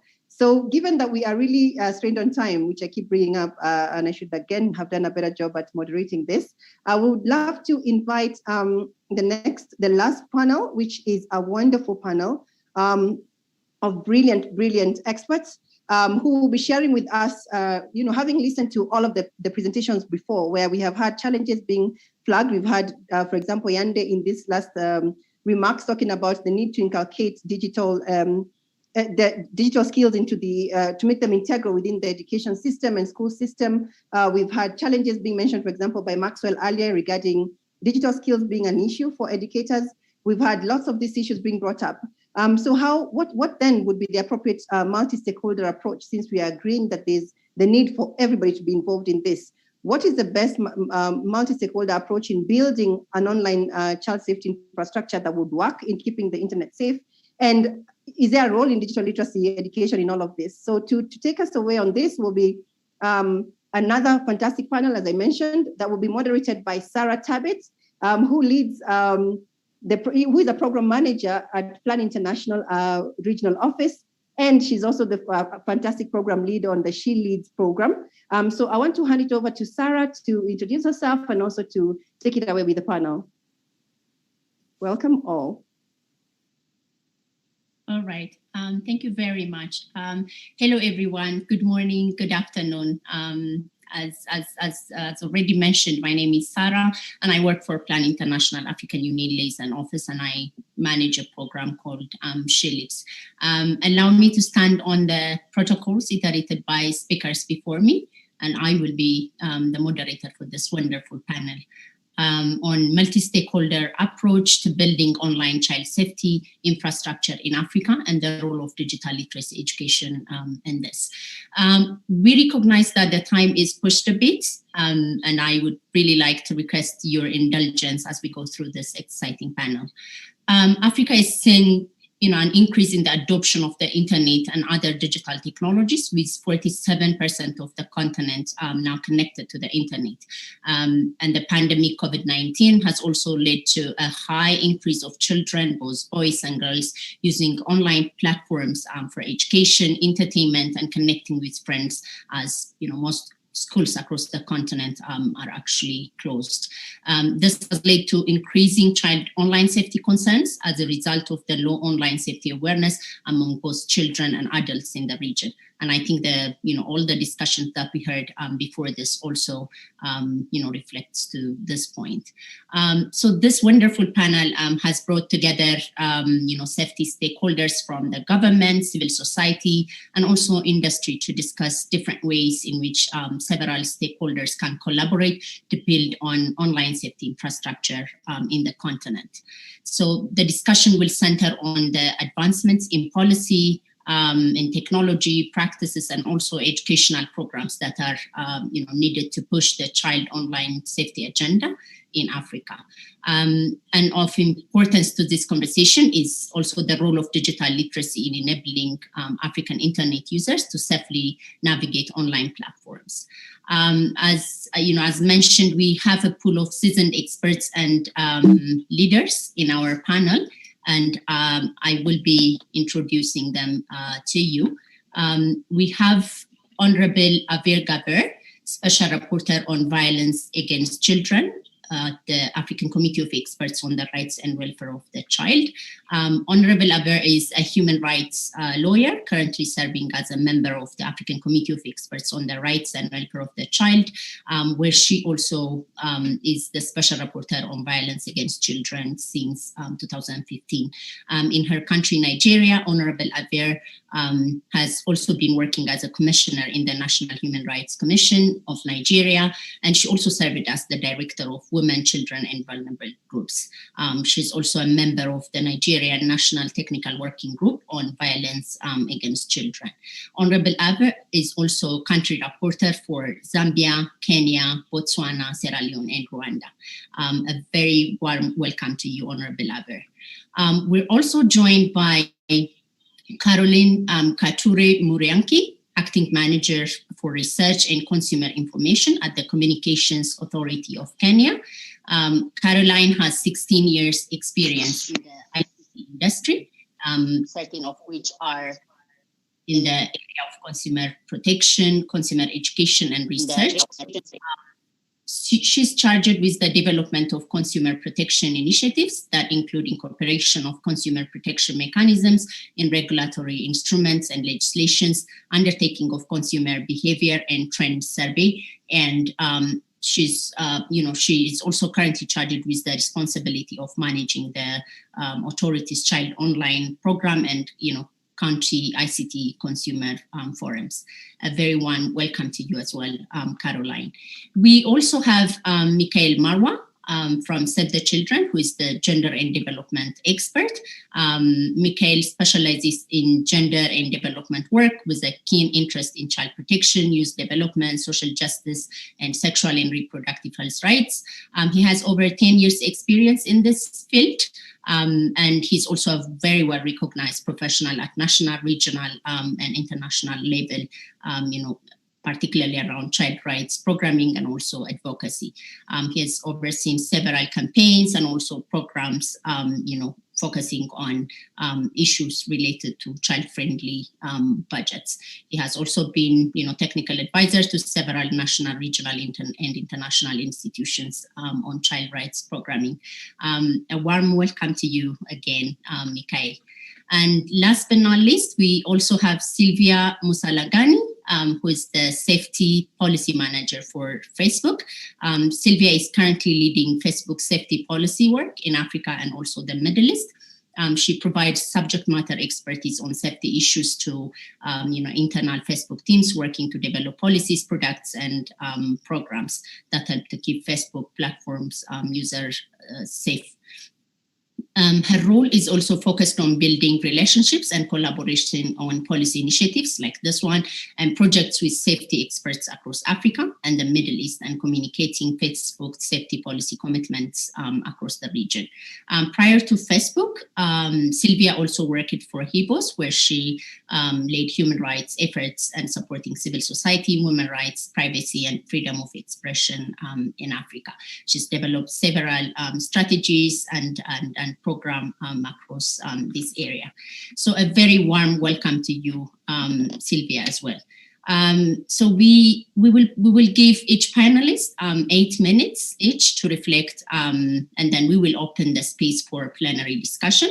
So distinguished participants, please feel free to put your questions on the Q&A part of the platform. Let me start with you, Mikhail. So Save the Children has over, the years been actively engaged in advocating for children's rights and protection in Africa.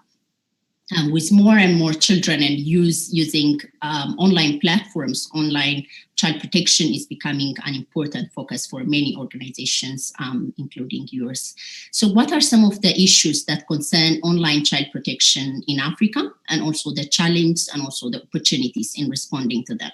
I also want you, to reflect on how Save the Children has adopted its operations and also programs to respond to online child protection issues. You have 8 minutes. Good morning, Africa, and good afternoon, Africa, from wherever you are joining us. First of all, Sarah, I want to correct the listeners. I do not work for Save the Children. I think this something happened during the development of the poster for this event. I work for an organization called CSEMA, but we also work very closely with Save the Children International, both regionally and also here in Tanzania with the country office. But that does not deny me to mention a little or a few things that Save the Children does, because we are partners in very many campaigns related to this subject that we're speaking about on online safety and child protection online. I understand that Save the Children has incorporated online safety and protection as one of their key components in their child safeguarding policy. But also one of the things that Save the Children does, especially here at country level in Tanzania, is building capacity of children and more especially on child online safety, but also within their staff on how to make sure that they protect children online. But something that I think we all know and understand is that Save the Children advocates continentally and more specifically in the African region through their country offices on how to protect children online. And this means that if we keep children online who go online safe, then it means all children become safer. Maybe I should speak a little bit of some of the initiatives that have been engaged in within the institution that I work for, or the local national organization that I work for, which is called CSEMA. One of the things that we've done in relation to child online safety and protection. Back in 2017, we engaged the government through the ministry in charge of communication to develop a national task force, which is called National Task Force on Online Safety and Protection, so that we could have a national and centralized institution that will oversee protection of children online, because this is one of the things that was lacking. And within the We Protect Global Alliance on Child Online Safety and Protection, this was one of the things that the model national response framework wanted each country to have as part of the implementation of the We Protect Alliance members. So we were lucky to spearhead that, and it was formed, and it really helps in making sure that issues to do with child online safety are being included in most of the policy documents that the government develops. And one thing that also was a result of the formation of the task force was a development of an online portal that has the role of removing child sexual abuse contents, which we partnered with the Internet Watch Foundation. And currently, I understand that there are more than 45 portals that have been established or developed with support from IWF. And we, in this, the largest African region, I think we were the first country to develop this portal, and it was well received by the public. The only challenge that we have for right now, I'll speak on this later, is trying to popularize it by doing a lot of campaigns so that the general public would understand on how to use the portal in giving information on contents that they think they want it to be taken down as quickly as possible from the internet. So in responding to that quick question that you began with, I wanted to say that, and also to say that I do not work for Save the Children, but I work for a national organization here in Tanzania called CSEMA. Over to you, Sarah. Thank you so much, Michael, and my sincere apologies for actually making that mistake. So it's really great to hear from your experience in Tanzania working for CSEMA, on at the National Task Force level, but also as part of the We Protect Alliance. Thank you very much. Now we would actually proceed to the next panelist, who is Honorable Gaber, who is the Special Rapporteur on Violence Against Children at the African Committee of Experts on the Rights and Welfare of the Child. Honorable Javier, in June 2014, member states of the African Union, they adopted the African Union Convention on Cybersecurity and Personal Data Protection, which we mainly know it as Malabo Convention. So the convention takes a holistic approach to cybersecurity governance and also personal data protection by imposing obligations on member states to establish legal policy and institutional governance mechanisms. Unfortunately, so far only 8 African states have ratified the convention. So my question to you, Honorable, is why is this convention an important effort in creating a safe and secure digital environment in Africa? And I think it's also good, to reflect on, given the very low ratification by member states, how can different stakeholders support and play a part in advocacy for member states to actually ratify the convention? If you would also relate this to your experience on how the African Committee of Experts on the Rights and Welfare of the Child is working toward this safeguarding and also promoting the rights and welfare of children in cyberspace. and also right to safety and also informed choices and digital literacy. And as you know, this is particularly important, during this pandemic time when, almost many children, girls and boys and youth are actually, online. Over to you, Honorable Aver.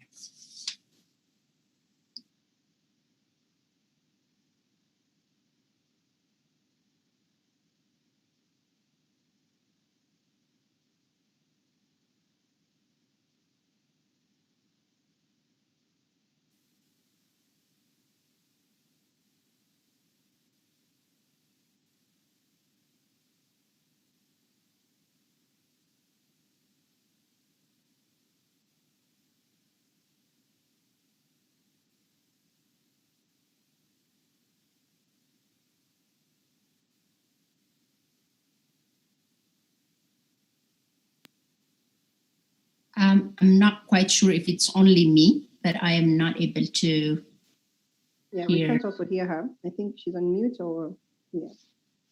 I can see that Honorable Aver is unmute. Honorable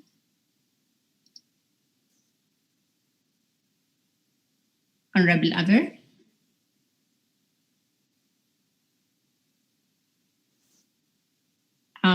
Facebook Tech Team, if you kindly help us to get Honorable Aver connected. We can see her and I can see that she is unmuted, but we can hear her. Honorable Aver, can you hear us? Okay, I think she can hear us. Until we sort out with some of the technology glitches that we have currently, let me proceed to the next panelist and have our colleague Caroline on the panel. Caroline, so you are the acting manager for research and consumer information for communication authorities of Kenya. And we've seen that Kenya is seen as a front runner in online child protection in Africa, with a child protection unit dedicated to fighting online child safety and a successful government-led online safety awareness project called Child Online Protection Campaign, which is initiated and led by your office, the Communications Authority of Kenya. So these initiatives have played important role in protecting children and also young people's online and promoting online safety awareness. So my question to you is, what are some of the challenges that Kenya has faced as it deals with online safety of children, and what opportunities do also exist for governments in Africa to collaborate in dealing with child online safety issues in the continent? If you would also kindly address the role that governments in Africa can take in creating safer online platforms, and if you would share also some of the best practices, good practices that have led to successful online safety campaigns in Africa. You have 8 minutes, Caroline. Thank you very much, Sarah, for that introduction. And I also want to thank Facebook for having us during this very important conversation. Indeed, governments do have a very important role when it comes to creating a safer online space. And specifically, governments would be in a position to facilitate an enabling environment by ensuring that there are adequate policies and legislation that provide a framework for the protection of young people and its citizenry when they are online. Another aspect is with regards to intergovernmental engagement and intergovernmental collaboration. Governments would have a role, and regulators and other government agencies, especially in law enforcement, would leverage their ability to work very well together so that they could be able to put in place appropriate mechanisms to address issues around online safety. I would also want to mention that when it comes to online safety issues from a government agency's perspective, seeing that I work at the regulator's office, the development of the appropriate infrastructure to support the online safety ecosystem is very important. When I mention infrastructure, there are quite a number of things or issues that would have to be put in place. I have indeed mentioned the policy and legislation aspects relating to reporting mechanisms that would allow citizens and consumers to raise complaints and concerns that they have when they are using online services and devices. In addition, we also must not forget that there is need for assistance and support services for persons who have been affected by the online vulnerabilities and the risks. I would also like to mention that awareness and empowerment of citizenry is also very important and forms a very important part of this infrastructure and ecosystem. I would also like to mention the need for capacity building for experts specifically in cybersecurity within the telecommunication or communication and ICT space, as well as other industries, seeing that ICT is transcending all aspects of our lives, and as such, capacity building is very important. I would also like to mention as part of infrastructural mechanisms that could be employed is leveraging curriculum development. We have in previous sessions today discussed about the importance of education and curriculum and the need for infusing online safety aspects in curriculum development and implementation will prove to be very important and helpful in the long run when it comes to online safety.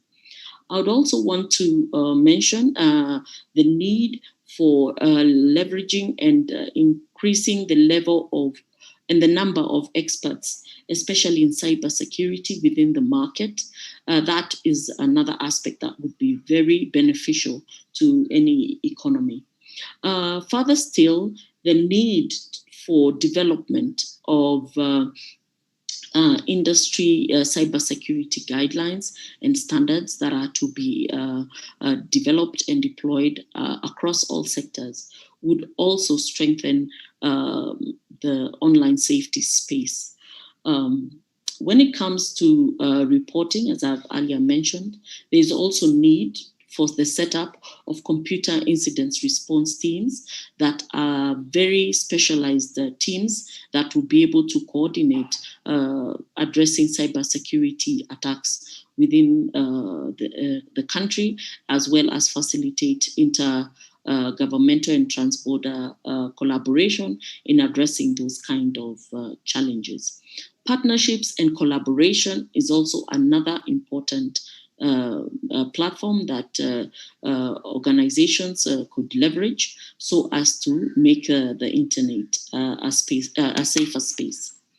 With regards to your question, Sarah, on best practices that we have employed as the Communications Authority in development and implementation of our Consumer and Child Online Protection Program, I would like to just enumerate just but a few of our activities. We have planned to develop a national strategy on child online protection, and this we are working our way to executing this with the International Telecommunications Union support.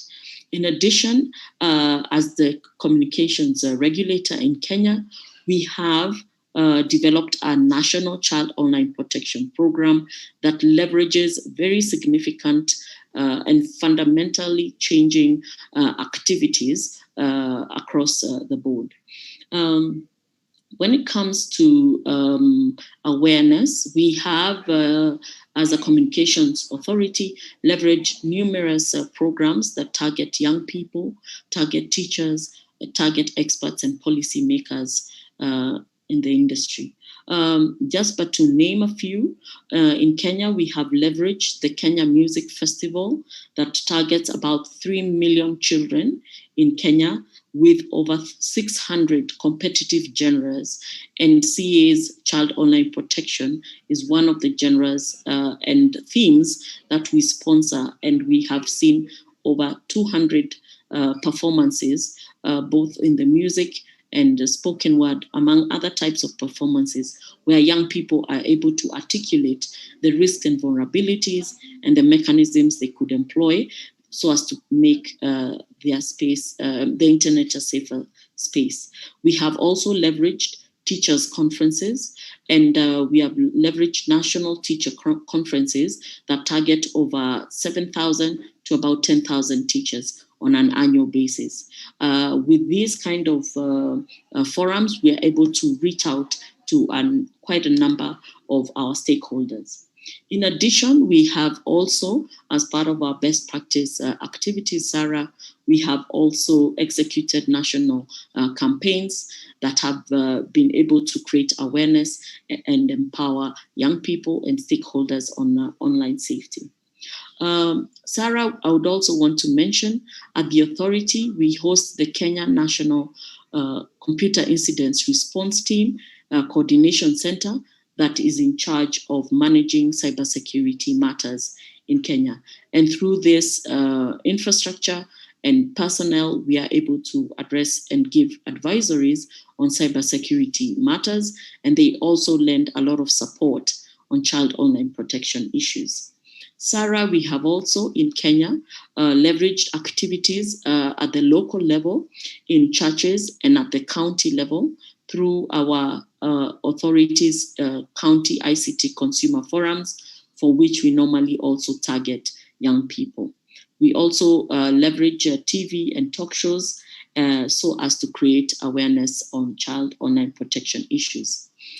Sarah, I'm also glad to inform participants that today, in collaboration with our partners, We Care partners, some of our operators, that is Safaricom, Telcom, Jamii, and Airtel, in partnership with the We Care partners under the GSMA umbrella, we have launched today an interactive child online protection guide. And through this platform, Kenyans can be able to access and use the information and have access to tips on how to be safe online.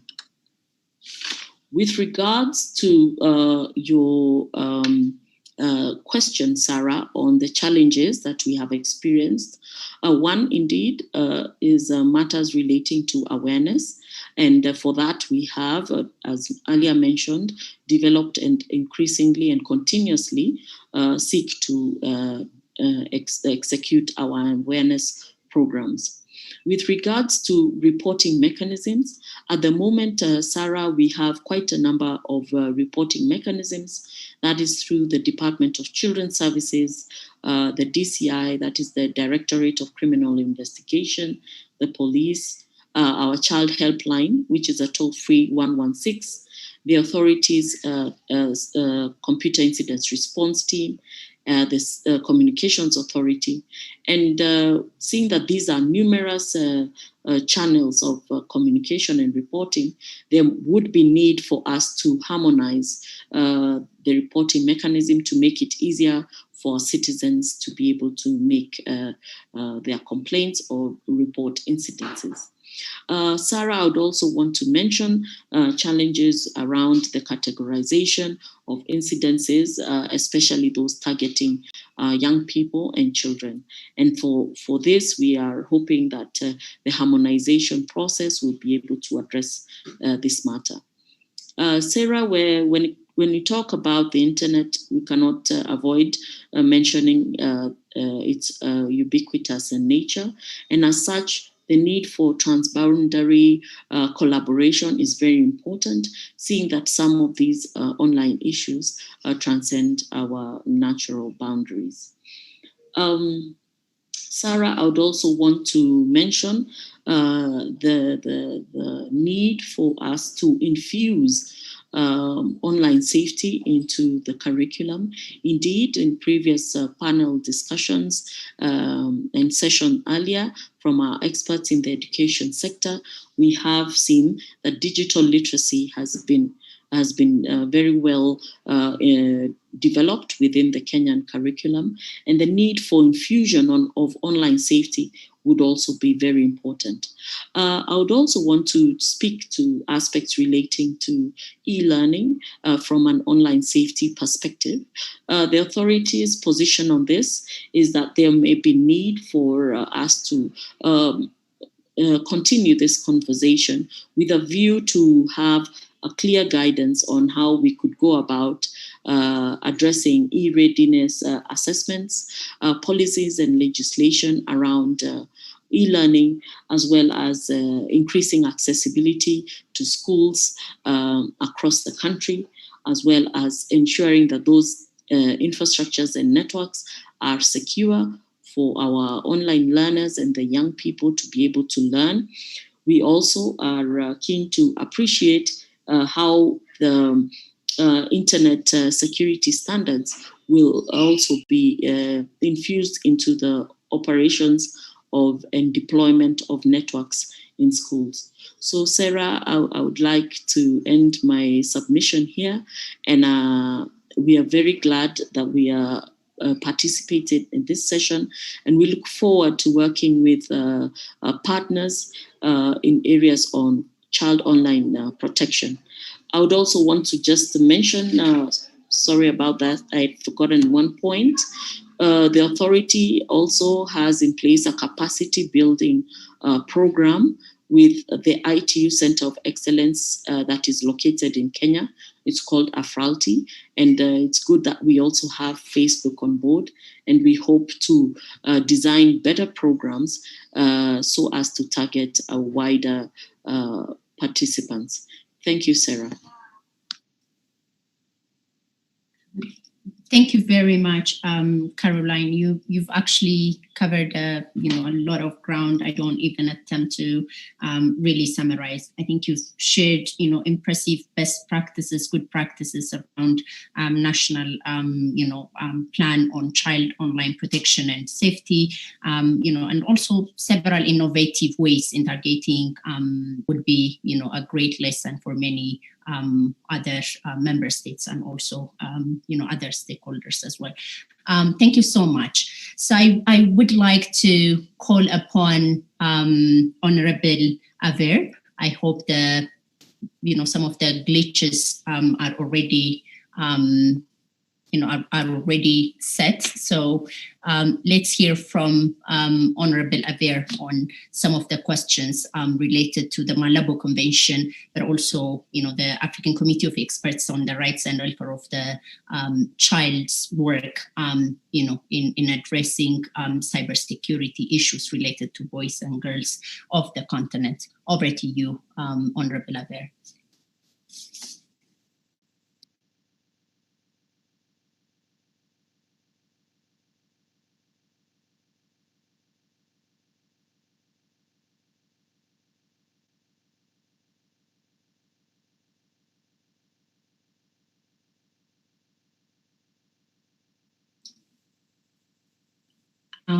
Do you see Honorable Aver? Or it's off online. Okay.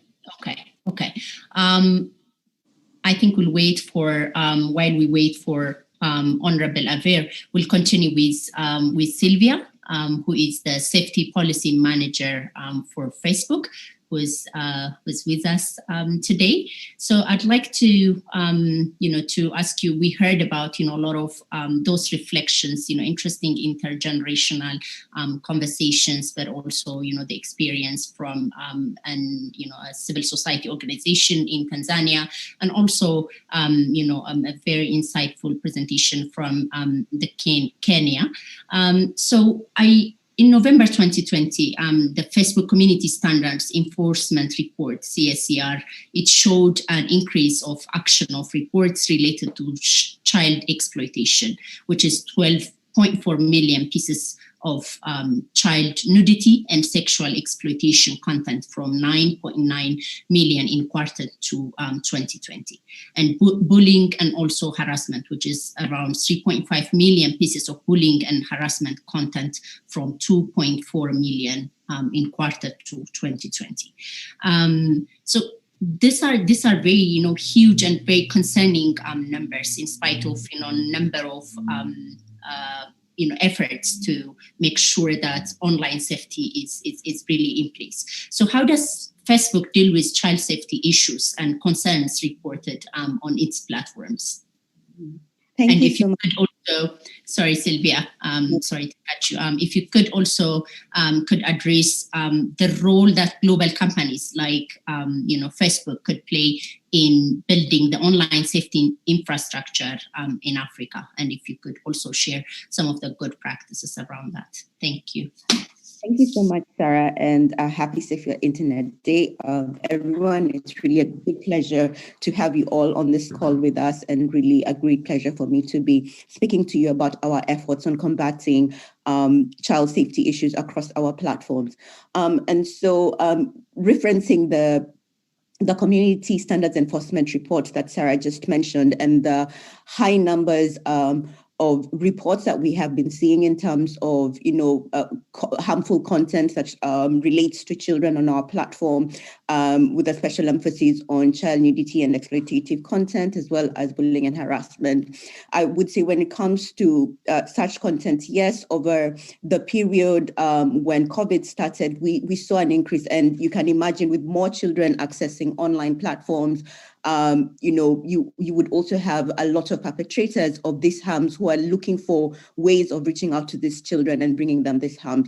So at Facebook, we try our best to be very transparent, and that's why we release those numbers, to just let our users and even the general public make them aware on even the harms that we have to deal with as a platform, and in addition to that, how we are actually responding to that. So when it comes to those numbers, yes, there's the issue of more children having access to the internet, more perpetrators being online and, who are focused on bringing harm to these children. But also during COVID, we also experienced a period where we had to send a lot of our content reviewers home. And so that meant that a lot of this content that was being reported was not being actioned at the same rate as it would be actioned if we had all our content reviewers who in this case cannot work from home when doing this work. And so we are running at low capacity. But with that being said, one of the ways in which we are dealing with this sort of harms is using artificial intelligence to ensure that we are actioning on this content. And so when it comes to child sexual exploitation material, child nudity, and most of the harms that affect children on our platform, we've built tools, we've built technology that would enable us to be able to remove this kind of content before our users can see it. So this technology is shared across industry. So it's not just an effort that Facebook is doing on its own. We are working across the industry with other players like Google, Microsoft, Twitter, just to ensure that such material is actually not present on our platforms.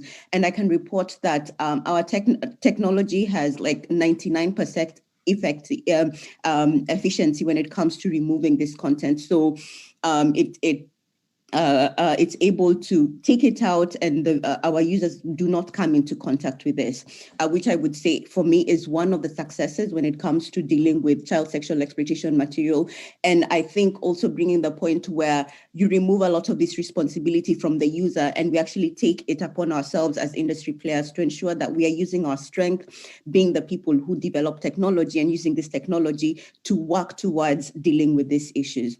And so with that being said, and referencing the community standards enforcement report, I think what I'm really trying to also relay is our commitment to safety and well-being of all the people who use our platforms, and especially when it comes to our younger users. And that's why I mentioned the technology, because we have heavily invested in the tools to safeguard our youngest community members, and we devote significant resources to ensure that our platforms offer them a safe and positive experience. We are focused on particularly on preventing harm, as I mentioned, before it happens wherever possible. And we are particularly focused on prevention because we believe it's much better to stop harmful activity from happening than to detect it after the fact. We do not want people to experience the harm first, then we rush to addressing it. We want to be very proactive in detecting this harm and removing it and, preventing this harm from affecting people.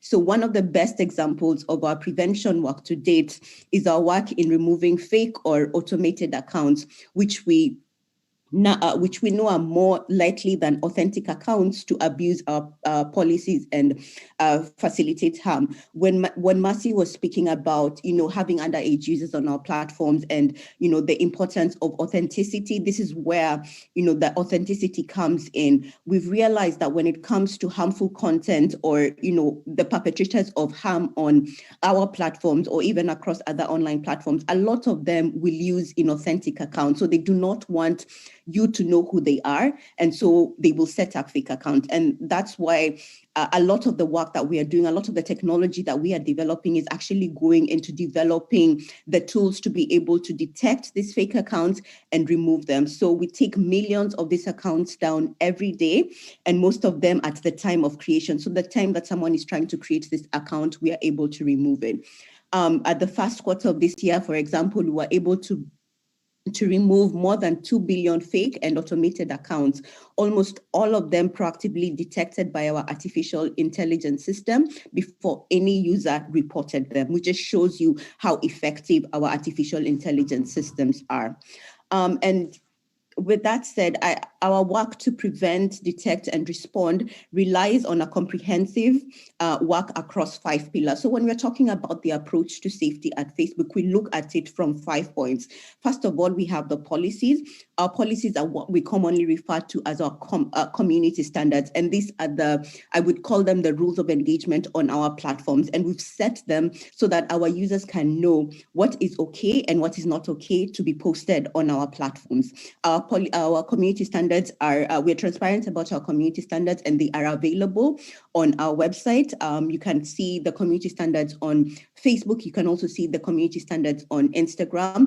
And this just helps our users to know what is right, what is not right to post, or what kind of interaction is not allowed on our platforms.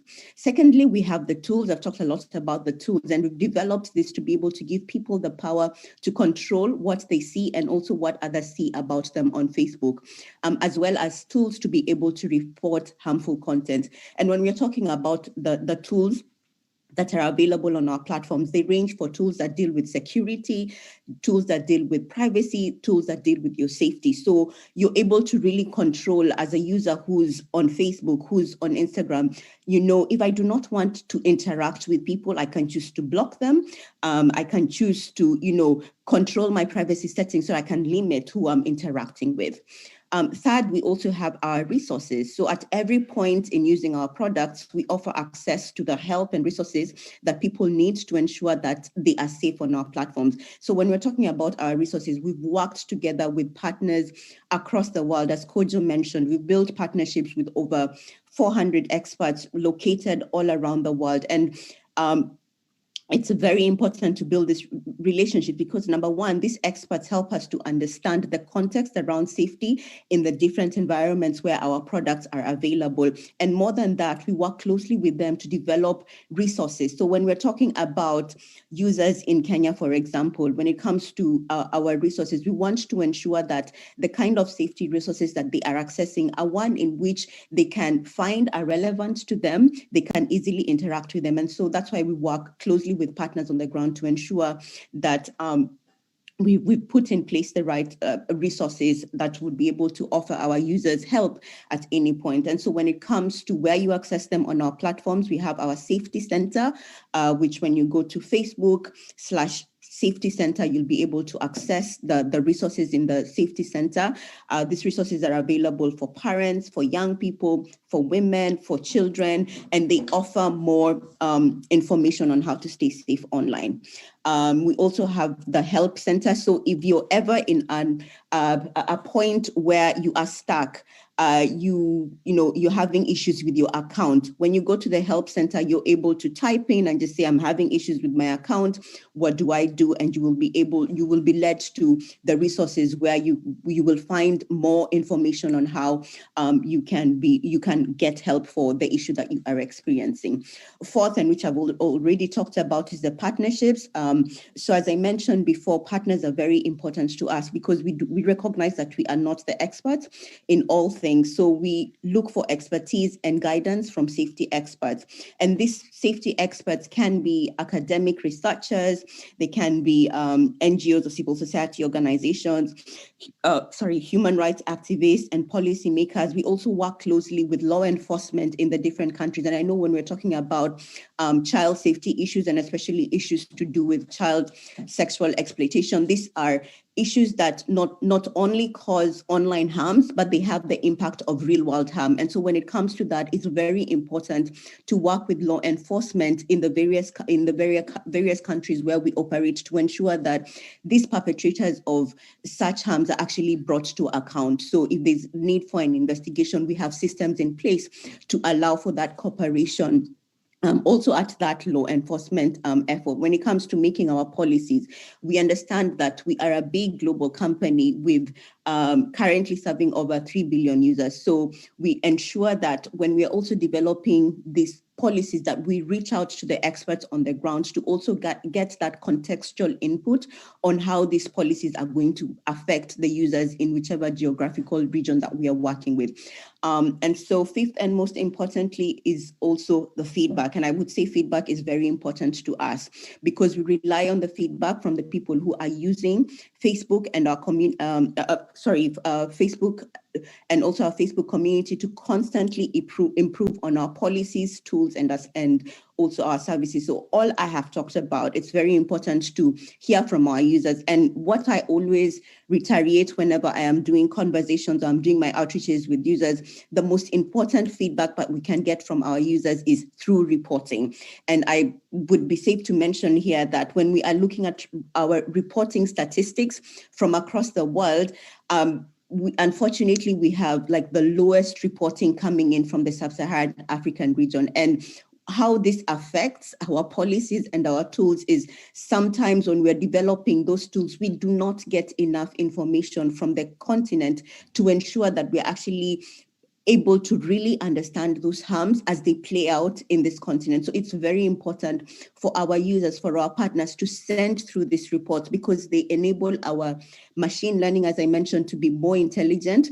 They enable us to receive extra expertise in terms of understanding the harms as they play out in the different contexts where our platforms or our products are available.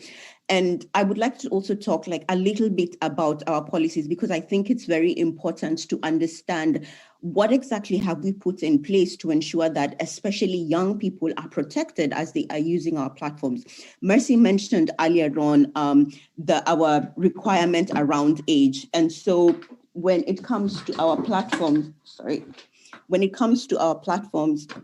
we require that all our users have to be at least 13 years of age to create an account. In some jurisdictions, this can be higher, but in most jurisdictions, this is 13 years of age. And so it violates our terms and conditions to provide a false age when creating an account. And in addition to that, we also use technologies to help us to stop people from circumventing our age requirements. So we have tools in place to enable us to be able to tell that, this person who is creating this account is actually not of that age. And so we are able to stop them from circumventing our age requirement. The other bit, which I've mentioned, is authentic identity, which is the cornerstone of our community and require people to connect on Facebook using their name, the name that they go by in their everyday life. So it does not necessarily have to be the name that is, like, let's say, in your identity, because we also have to acknowledge that,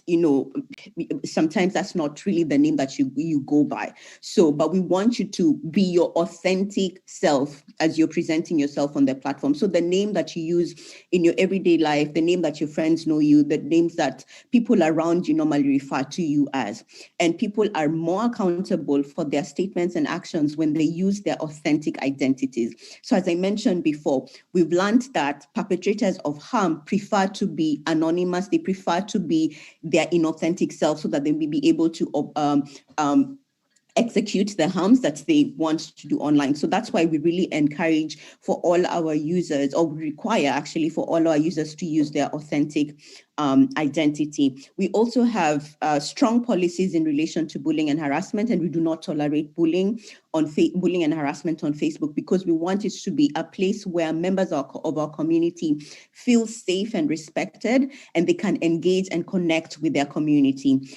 When it comes to child sexual exploitative images, this is one of the policies where we actually take a zero tolerance approach when it comes to sharing these images across our platforms.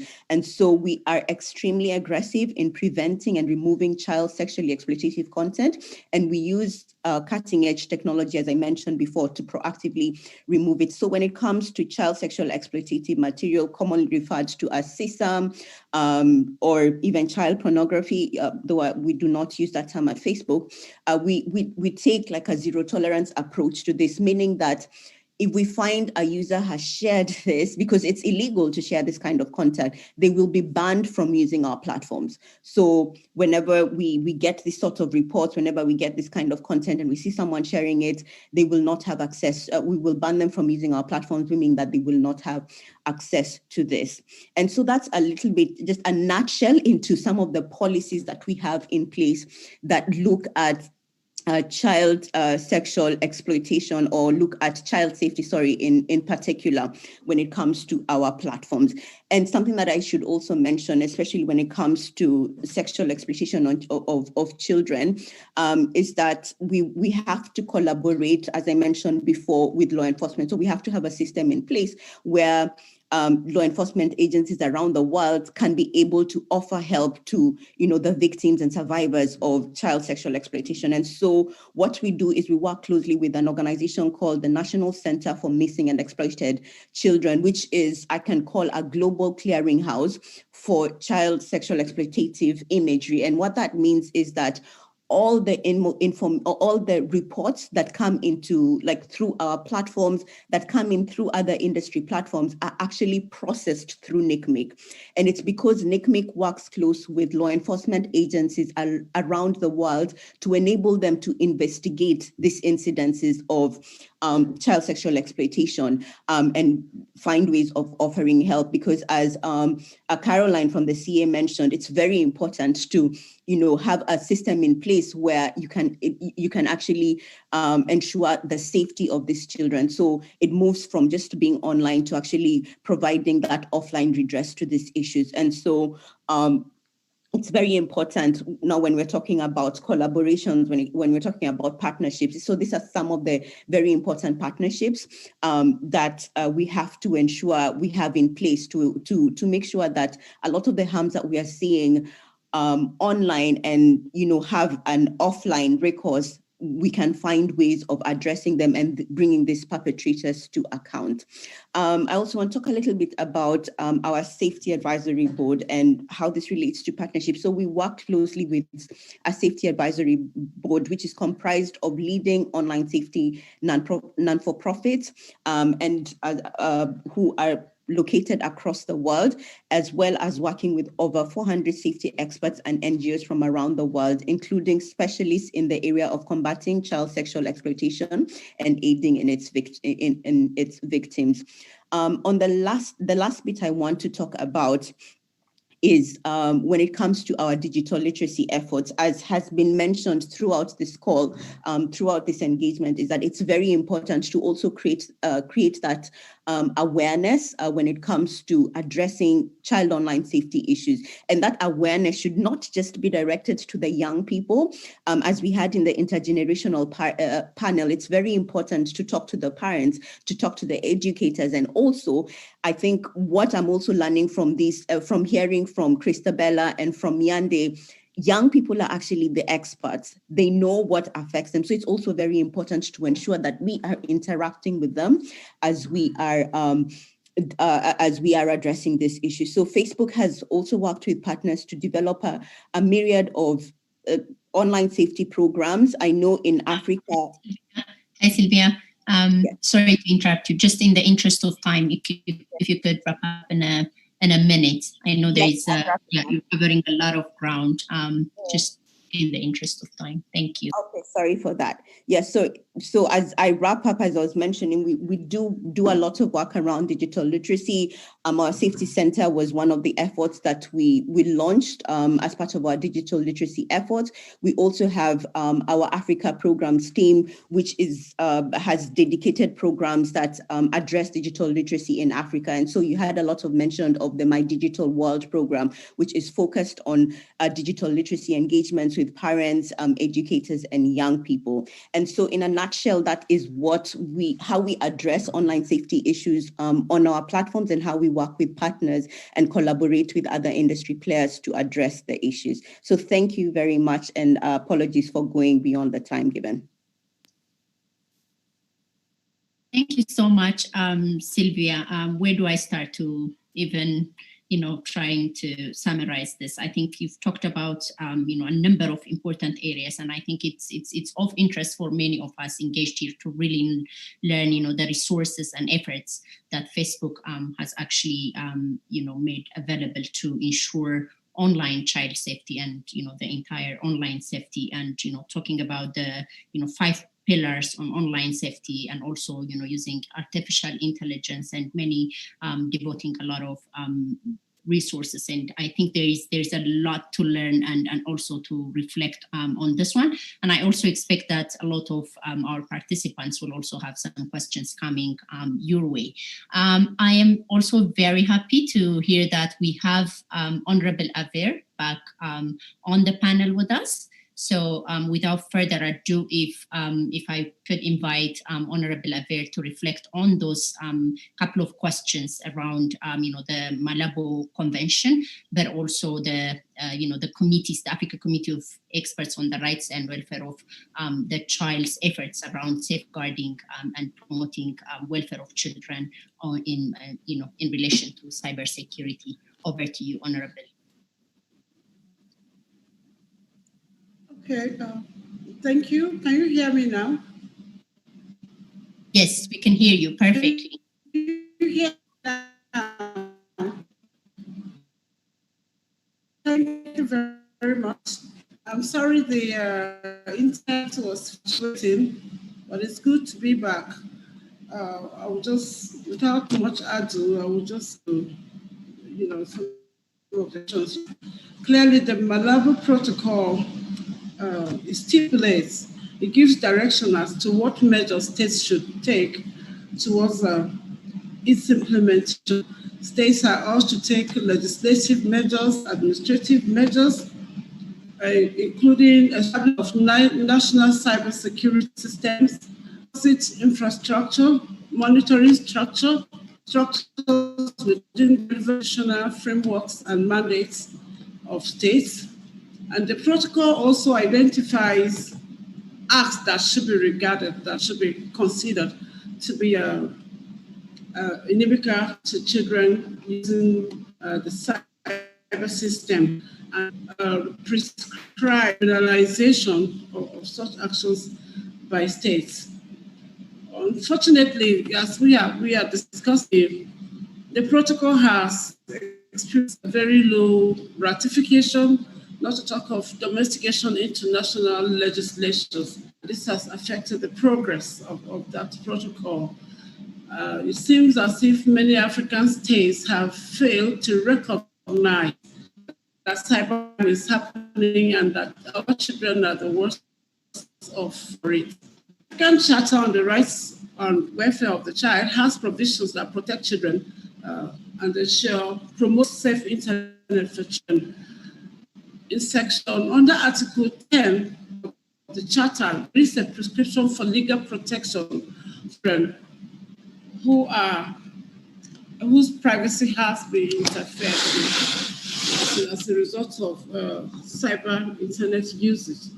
And it talks about states having an obligation to prevent the use of children in pornographic activities or materials.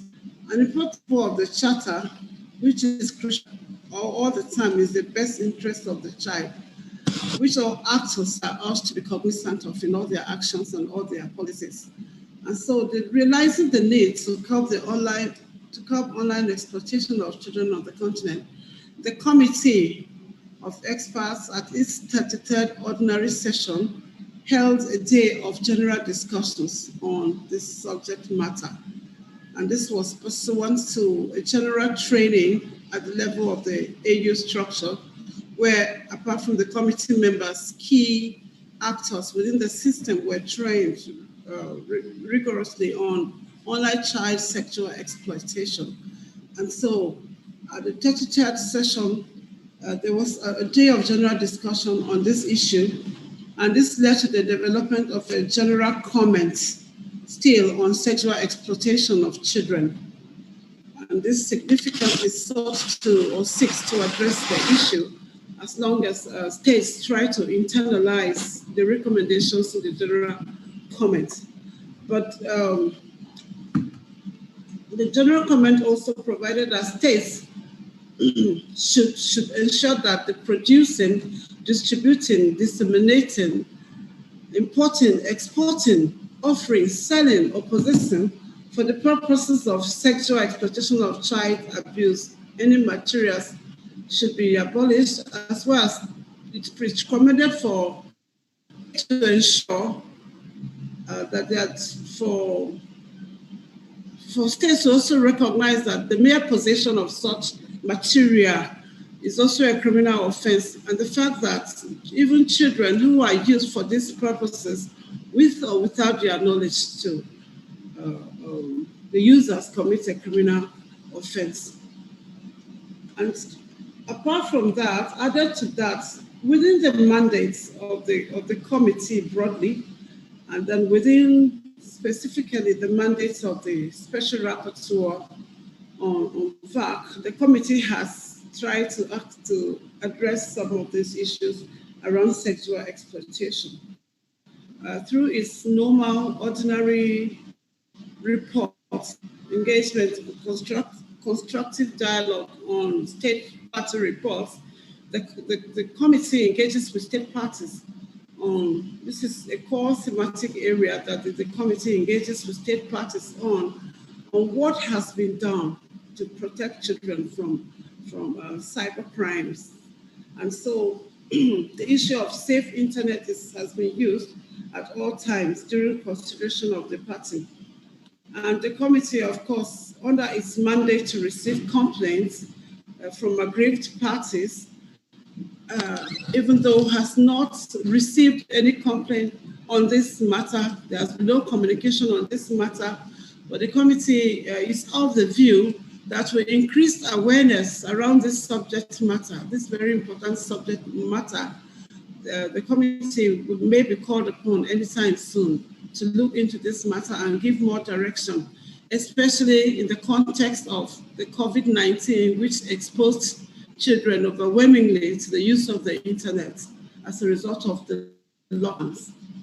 Of course, during the lockdowns, as most partners here are aware, the committee issued the guiding note, the AU guiding note to state parties to mainstream children, the rights and welfare of children, all national response plans and actions. And this also implies for countries to take a look and look for increased protection for children within this, given there was a higher usage of the internet. And so the abuse also increased within this time. There was massive transfers of pornographic materials and other kind of offensive materials. And so these are some of the steps that the committee has taken towards addressing cyber insecurity. But looking at strategies for ensuring safe internet for children, definitely, like all the panelists have agreed, would require a multidimensional approach because of the nature of the subject matter. And so while governments take legislative measures and they take other actions to set down the infrastructure and the structures that are needed to regulate this, our government is further urged to look into the matter of regulation. Like I mentioned earlier, it is necessary to criminalize this and to mainstream it in our criminal procedural laws. For most states, they are not aware or they have not really worked in this area, but there is need to criminalize this clearly in the criminal procedural laws of countries, of states. And so the multidimensional approach here will take on other actors too, industry, people who manage sub-industries, especially the internet-based industries, also have to give regulation to the kind of content that is shipped to children on the continent. And so private actors can also assume their social responsibility to ensure that platforms in areas where children might have access to the internet are very well censored and offensive material is not transported to children in that manner. Civil society states too should empower children, first of all, to recognize any form of manipulation or any form of advantages, undue advantages to their person, and to recognize it as a crime, as something negative in the first place. Children need to have more information about that. They need to know more about what constitutes bad influence on the internet. And so same thing with families, parents too have a role to play here, and it's very key for parents to be trained in such a way that they recognize the risk factors. They recognize when their children are shifting deeper and deeper into abuse on the internet. And this is just in line with their parental responsibility. So they need to be empowered, they need to have increased knowledge in that matter. And sorry, just a minute. Yeah, so it involves in the first place, even for states to set up structures that will bring in varied experiences, varied expertise into a one pool to address this issue. It involves a lot of awareness, like most of the panelists have said. It involves a lot of education around this matter. It involves to mobilize communities, to mobilize the entire society. And for the committee, it involves a deeper kind of engagement with state parties in the process of the constructive dialogue post-consideration of state party reports. During the consideration and after that, there needs to be follow-up even on the part of the committee in this matter to be sure that it doesn't escalate beyond proportions on the continent. These are some of the comments I have. Thank you. Thank you very much for the wonderful deliberation, Honorable Aber. It's very important that we had you back at the call so that those important insights are actually shared. You've talked about several issues related to the Malabo Convention ratification and domestication and some of the challenges, and you also reiterated the committee's commitment, around ensuring online child safety. and through the dedicating day of general discussion, but also developing a general comment on sexual exploitation of children. You've also talked about the different areas that you cover within your mandate with engaging with state parties, and you've also I think made a very important point in underlining multi-stakeholder approach to addressing this, from governments, legislative measures and infrastructures to the industry leaders, to parents, children, and to civil society and other private sector and other stakeholders as well. Wonderful deliberation. I think we have probably a couple of questions that came here. I can see one question actually from Lorraine. How do we become partners as child protection organization in Zambia? I think this is forwarded to Facebook. So perhaps Sylvia, in a minute, if you could actually highlight how civil society or other actors that want to partner with Facebook, how can they collaborate with you? Yeah, thank you so much for reaching out in terms of asking that question on how we can partner. Yes, you can always reach out to us in terms of finding ways of partnering with us. We have regional colleagues who lead our public policy efforts in the different regions in sub-Saharan Africa. So we have colleagues who are based in the Southern African region covering the SADC countries. And so when you're talking about Zambia, I think you mentioned Zambia, then they would be the best people who would then direct you to the proper channels. So if you can, I think there was the email you got for the invite that allowed you to join this call. You can just, there should have been an email address or something that you can always respond to, and we'll follow up with you. Thank you so much. All right. Thank you so much, everyone. Honorable Aver, and also, Caroline, Mikhail Marwa, and still apologies. Now you're at the head of National Childline Tanzania from Sisima, and also Sylvia for the wonderful conversation. I'm sure we'll take on the conversation into the social media platforms that are already these conversations are already up and running. Over to you, moderator. Thank you. Fantastic conversation.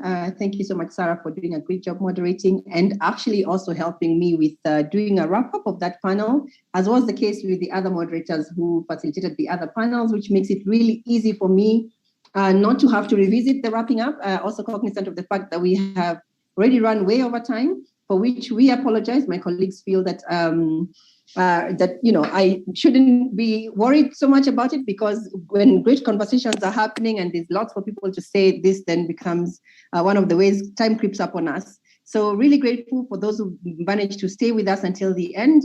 We're really grateful also to those who, we appreciate that they had to drop off, those that were not able to stay to the end. But really wanting to thank all of the panelists and speakers today for what was an amazing, insightful session. Lots of nuggets that we picked up, and I think we've shared a lot of the work streams that are ongoing by different organizations and agencies of government around safety, keeping everyone safe online, particularly children. And we'll be looking to continue this work and collaborating where possible. I appreciate those who've asked how they can partner with us. Would love to continue this work to do this together, which really is the essence and theme this year. Together for a better internet. So encouraging all of those who would like to revisit the resources, this video will be available on the Facebook safety page. And we'll also share the public service announcement there, and hopefully you'll also see it in some of your the media houses within your countries. And remember, it's in different languages, so we'll likely be seen in the different languages that were mentioned by Kojo, Swahili, Sesotho, isiZulu, and others. And feel free to please give us comments about how this lands well or not with the audiences that you interact with, and let us know. But happy to have had you this afternoon. and really appreciate all the moderators also for a fantastic job. Last but not least is to thank the fantastic and entire core team that helped to put this together, starting with Sam together with Doreen, not Doreen, but Doris from Plan International and Save the Children, respectively, who were great collaborators in this work stream. Also thanking the Ubongo Kids team who worked with us for a really long time to put together this public service announcement, and thanking the Facebook team led by Sylvia, who you've met already, the safety manager, together with Caroline Hurst, who also has worked really hard in helping us to do everything behind the scenes and make this work beautifully well. Thanking Helena, as well as Janet, who have been supporting us from the comms perspective and making sure that we had all the right information in regards to readiness for this session, and also coordinating with media that will be landing this messaging out there.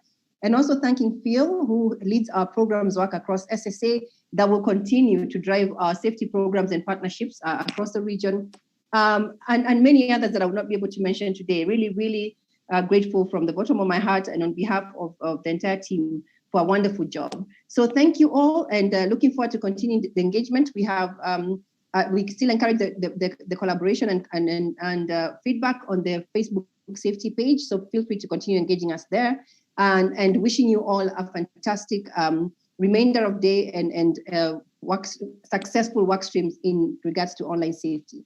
Thank you, thank you, thank you all. And asanteni sana, as I would say in Swahili. And goodbye for making time. And thank you for your interaction and questions. And bye all for now here. Thank you.